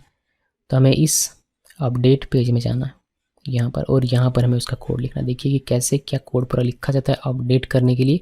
ये भी कोड मैंने ऑफिशियल डॉक्यूमेंटेशन से ही पढ़ा हुआ है और वहीं से कॉपी किया हुआ है, बट फिर भी मैं आपको दिखाऊंगा। तो हम लोग जाते हैं ऐड में और कुछ चीज़ें कॉपी करते हैं, जैसे कि ये मैं कॉपी कर लेता हूँ, क्योंकि कलेक्शन तो हमें चाहिए ही चाहिए। कलेक्शन चाहिए, मैं ये भी कॉपी कर सकता हूँ ये पूरा। अच्छा, ये कॉपी करने से पहले, अपडेट करने से पहले हम लोग डेटा दिखा लेते हैं कि यहाँ पर हमारे फॉर्म में इनिशियल डेटा जो हमारा है ये सोनम है, और हमारा ईमेल है, ये इनिशियल डेटा है। तो ये स्टैटिक है, इसको हमें करना है डायनामिक। कैसे करेंगे पहले वो देखिए, फिर अपडेट कैसे करते हैं वो दिखाऊंगा। तो हमारा जो लिस्ट है, ये जो लिस्ट है, इस लिस्ट पे हमें आईडी मिल जाता है। जैसे डिलीट के लिए मिला था तो वही आईडी हम लोग यूज़ कर सकते हैं अपडेट के लिए। तो अपडेट के पास वो हमें भेजना पड़ेगा। जैसे डिलीट के लिए हमने ये भेजा था डिलीट फंक्शन के पास, बट अपडेट फंक्शन या फिर अपडेट फंक्शन के पास नहीं भेजना है, बल्कि हमें अपडेट ये वाले पेज के पास भेजना है। तो उसके लिए हम लोग क्या करेंगे, हमने ऑलरेडी पुश किया हुआ है, बस हमें इसको यहाँ पर इस तरीके से पेस्ट करना है, इसको सेव करना है, और इसमें एक वैल्यू देना है ताकि ये किस पर जा रहा है वो हमें पता चले। तो आईडी लिख देते हैं, इस प्रॉपर्टी पर जाएगा, आईडी प्रॉपर्टी पर ये वैल्यू है। तो इस पेज में अगर आप आते हैं यहाँ पर, तो यहाँ पर आपको ये बताना पड़ेगा कि जहाँ से भी ये आ रहा है, यहाँ से भी ये कॉल होकर आ रहा है, वहाँ पर एक आईडी है जिस पर हमें ये डेटा मिलने वाला है। तो आपको ये इसको रिक्वायर्ड बनाना पड़ेगा, एक प्रॉपर्टी क्रिएट करना पड़ेगा। तो आप स्टेटफुल विजिट में आइए यहाँ पर, और यहाँ पर हम लोग क्रिएट कर लेते हैं फाइनल स्ट्रिंग आईडी। ये हमने क्रिएट किया, इसको रिक्वायर्ड कर देंगे यहाँ से, यहाँ ये रिक्वायर्ड और दिस डॉट आईडी। ओके, सारा एरर ख़त्म। तो हम लोग जब भी क्लिक करेंगे एडिट बटन में, तो ये पेज पे हमें लेकर जाएगा, नेविगेट करेगा, साथ में आईडी पर हमारा आईडी रहेगा। तो वह आईडी हमने यहाँ पर लिख दिया हुआ है, ठीक है, वो आईडी हमें मिल जाएगा। अभी आईडी हमारे पास है, अब उस आईडी का यूज़ करेंगे, और डेटा जिस पर्टिकुलर आईडी, जो पर्टिकुलर आईडी हमें मिल रहा है उसका हमें नाम और ईमेल दिखाना है यहाँ पर इनिशियलाइज वैल्यू में। तो उसके लिए हम लोग यूज़ करते हैं ये जो पैडिंग है हमारा, एक्चुअली फॉर्म की है। अब फॉर्म की के नीचे यहाँ पर आइए, फॉर्म की का चाइल्ड हमें बनाना है। थोड़ा सा एरर अभी हमें देखने को मिलेगा, बिकॉज हमें कुछ काम करना है। देखिए चाइल्ड इसका बनाना है, चाइल्ड ऑलरेडी इसका बना हुआ, बट ये चाइल्ड हमें नहीं लेना है। ये मैं यहाँ से अगर अभी के लिए इसको हटा देता हूँ, और इस पूरे को मैं यहाँ से अगर कमेंट कर दूँ, पैडिंग को जहाँ तक भी पैडिंग है वहाँ से वहाँ तक का कमेंट कर देता हूँ। यहाँ से यहाँ तक कमेंट कर दिया। अभी पहले लॉजिकल कोड लिखते हैं, फिर विजिट का काम करेंगे। तो यहाँ चाइल्ड में हम लोग यूज़ करेंगे एक फ्यूचर बिल्डर ये वाला यूज़ करेंगे, और इसमें हमारा इसका टाइप पहले डिसाइड कर लेते हैं। इसका डॉक्यूमेंट स्नैपशॉट कहीं लिखा हुआ है, ये लिखा हुआ है, इस टाइप का होगा। और हमारा इसमें एक, इसके अंदर में हम लोग यहाँ पर लिखेंगे मैप, और ये मैप के अंदर क्या आएगा, एक स्ट्रिंग होगा, स्ट्रिंग, और एक होगा डायनामिक के, एक और हमें यहाँ पर एंगल देना है। देन हमें यहाँ पर डिसाइड करना है कि फ्यूचर क्या होगा। तो फ्यूचर हमने लिखना है fire store dot instance dot collection, और कलेक्शन का नाम लिखना है। कलेक्शन का नाम यहाँ से हो जाएगा स्टूडेंट्स, और फिर यहाँ से एक्चुअली इसको नीचे कर दें, एक लाइन में आना थोड़ा सा इम्पॉसिबल हो जाता है, तो इसको नीचे यहाँ पर लिखते हैं। फिर यहाँ पर हम लोग डॉट लिखेंगे डॉक, और हमें यहाँ पर आईडी देना है कि किस आईडी के लिए डेटा आपको निकालना है। तो हम लोग यहाँ पर डेटा ही निकाल रहे हैं, तो किस आईडी के लिए डेटा निकालना है, मुझे निकालना है आईडी हमारे पास ऑलरेडी है, बट आईडी का आप ऐसे एक्सेस नहीं कर सकते, आपको विजिट डॉट आईडी लिखना पड़ेगा, तब जाकर वो एक्सेस होगा। उसके बाद आपको लिखना है डॉट गेट, इससे आपको वह डेटा मिल जाएगा। तो बिल्डर प्रॉपर्टी हम लोग असाइन कर दें। अब इसमें हमें अंडरस्कोर स्नैपशॉट, देन यहाँ पर वही लिखना है जो हम लोग अभी तक करते आ रहे हैं, कि चेक करेंगे कि स्नैपशॉट डॉट हैज़ एरर, अगर इसमें कोई एरर है तो प्रिंट कर देना है। और अगर ये वेटिंग में है, if snapshot dot connection state equal connection state dot waiting, तो उस केस में हमें सर्कुलर घुमाते रहना है। तो रिटर्न करेंगे क्या, सेंटर के अंदर करते हैं, सेंटर का चाइल्ड बनाते हैं सर्कुलर इंडिकेटर, प्रोग्रेस इंडिकेटर, और ये हमारा घूमता रहेगा। अगर सब कुछ बढ़िया रहा तो हमें फिर डेटा निकाल देना है। तो हम लोग वैर डेटा इक्वल स्नैपशॉट, क्योंकि एक डेटा है तो हमें यहाँ मैप यूज़ करने की आवश्यकता नहीं है। Snapshot dot data exclamation mark, null नहीं होगा कभी, डेटा, और डायरेक्टली हम डेटा निकाल लेंगे। वैसे हमारा डेटा है, बट एक एक करके निकाल के रख लेते हैं। जैसे कि नेम में मैं रख लेता हूँ, डेटा में हमारा जो नेम में होगा वह हमारा चलाएगा इस नेम में। फिर ये हमें एरर दे रहा है यहाँ पर एक, तो ये एक्सक्लेमेशन मार्क हमें यहाँ पर लिखना पड़ जाएगा। नेम में एक में लिखेंगे, बाकी किसी में लिखने की आवश्यकता नहीं पड़ेगी। उस तरीके से नेम के लिए, ईमेल के लिए, तो यहाँ पर लिख दीजिए ईमेल, और यहाँ पर लिख दीजिए पासवर्ड। ये वो लिख रहे हैं कहाँ, ये किस चीज़ का नाम है, ये जो हमारा फायर बेस है यहाँ पर, इसमें जो फील्ड है वह हम लोग फील्ड का नाम यहाँ पर लिख रहे हैं। ये एक्सक्लेमेशन यहाँ लिखने की आवश्यकता नहीं है, यहाँ लिखने की आवश्यकता नहीं, इसको चेंज कर देते हैं। नेम की जगह पर ये हो जाएगा ईमेल, और ये हो जाएगा हमारा पासवर्ड। अब बस हमारे पास डेटा आ गया है। नेम में नेम का डेटा है, ईमेल में ईमेल का, और पासवर्ड में पासवर्ड का, और हमें बस यही डेटा हमें दिखाना है। तो हम लोग रिटर्न यहाँ से करवाएंगे अपना कंटेनर, या फिर जो पैडिंग हमने किया था वह पैडिंग, यहाँ से यहाँ तक का जो कोड है हमारा, इसको कमेंट से पहले आउट करेंगे। कमेंट आउट किया मैंने, और इसको हम लोग कट कर लेते हैं और यहाँ रिटर्न करवा देंगे। अगर सब कुछ बढ़िया आ रहा है, एरर नहीं आता है, वेटिंग में नहीं है, तो ये हमारा ये रिटर्न हो जाएगा। हमने इसको सेव किया। अभी देखते हैं कि इसमें क्या एरर है, छोटा मोटा कोई ना कोई एरर हमें मिलेगा ही। तो यहाँ पर अगर मैं इसमें सेमीकोलन लगाता हूँ, देखिए ये एरर तो ठीक हो गया, बट एक और एरर है हमारा जो कि शुरू से ही आ रहा है यहाँ पर। तो ये क्या एरर है, ये हमें देखने की आवश्यकता है। प्लस हम लोग इसमें ये ऑटो नहीं हुआ है, ये भी हम लोग देख लेते हैं ये क्यों नहीं हुआ है। तो रिटर्न में हमने पैडिंग लिखा हुआ है, ये तो ठीक है, और यहाँ नेम वगैरह ये सब तो ठीक करेंगे ही, लेकिन पहले ये हमारा ठीक हो जाए, ये जो एरर आ रहा है ये। ओके, हमने यहाँ पर कॉमा लिखा हुआ है, इसी वजह से ये हमें प्रॉब्लम कर रहा था। यहाँ से हम लोग इस कॉमा हटा कर डॉट करेंगे, और ये हमारा ठीक हो जाना चाहिए। ओके, यहाँ कुछ भी नहीं करना, डॉट तो हमने नीचे लिखा हुआ है, तो बस उस कॉमा को हटा देना। तो ये हमारा ऑटो फॉर्मेट हो गया बढ़िया तरीके से। अभी हमारे पास डेटा आ गया है। यहाँ पर मैं कमेंट में लिख देता हूँ ताकि बाद में कन्फ्यूज़न ना हो मुझे भी और आप लोगों को भी। हम लोग क्या करें, getting specific data bye ID. तो ये पूरा आईडी गेट करने का डेटा है। तो हमने नेम, ईमेल और पासवर्ड, तो हमें सारी चीज़ें अपडेट करनी है। तो हमने सब कुछ निकाला, और हमें बस क्या करना है, इस चीज़ को हमें अपने इनिशियलाइज वैल्यू में मेंशन करना। तो नेम मेंशन कर देंगे, ईमेल और पासवर्ड। इसलिए मैं आपको दिखाता हूँ कि कैसे करना है। तो हमारा नेम है यहाँ पर, ये फील्ड है, तो इसको हटाइए और यहाँ पर बस नेम लिख दीजिए, इसको सेव कर दीजिए। फिर नीचे आते हैं, यहाँ ईमेल में रखा है स्टैटिक, इसको हटाना है और यहाँ पर ईमेल लिख देना है, इसको सेव कर दीजिए। देन यहाँ पर आइए और यहाँ पर पासवर्ड लिख दीजिए, इसको हटाना है और पासवर्ड लिखना, बस यही है। उसके बाद और कुछ भी नहीं है। बाकी अपडेट करने का भी हमें कोड लिखना पड़ेगा। ये सिर्फ हमने स्पेसिफिक डेटा खींचने का कोड लिखा हुआ है। अब इससे क्या होना चाहिए, इससे हमारा ये होना चाहिए कि अगर मैं समीर के एडिट बटन में क्लिक करूँ तो समीर का डेटा मुझे यहाँ पर दिखना चाहिए, अगर मैं कुणाल के एडिट बटन में क्लिक करूँ तो कुणाल का डेटा मुझे दिखना चाहिए, तो ये मुझे दिख रहा है। अब जब आप क्लिक करते हैं अपडेट बटन पर तो आपका जो इवेंट है ये फायर होता है, ठीक है, ये फायर होता है। और इसमें हमने वैलिडेट वगैरह कर लिया। अपडेट यूज़र में हमें कोड लिखना पड़ेगा, ऐसा कोड जो कि डेटा चेंज होने के बाद हमारा जो भी डेटा रहेगा अपडेटेड डेटा, वह डेटा हमारे डेटाबेस में ले जाकर सेव कर दे। तो पहले वो डेटा मुझे पकड़ना पड़ेगा कि कौन कौन सा डेटा मेरा चेंज हो रहा है, या फिर सभी डेटा भेज देते हैं। तो यहाँ पर हम लोग आईडी के साथ भेजेंगे इसको। मान लीजिए कि मैं लिखता हूँ age.id, तो इससे हमें आईडी मिल जाएगा, कॉमा लिख दीजिए। फिर हमें यहाँ मिल जाएगा क्या, हमें मिल जाएगा यहाँ से नेम, तो मैंने नेम लिख दिया। और हमें ईमेल मिल जाता है, हमें पासवर्ड भी मिल जाता है। तो मैंने इसको कर दिया सेव। ये हमें क्यों नहीं मिला भाई, टू मेनी पोजिशनल बता रहा। अच्छा, उस पर आएंगे अभी थोड़ी देर में। अभी यहाँ पर पहले अपडेट जो हमारा मेथड है उसको कंप्लीट कर लेते हैं, उसी के दौरान वो हमारा फिक्स हो जाएगा।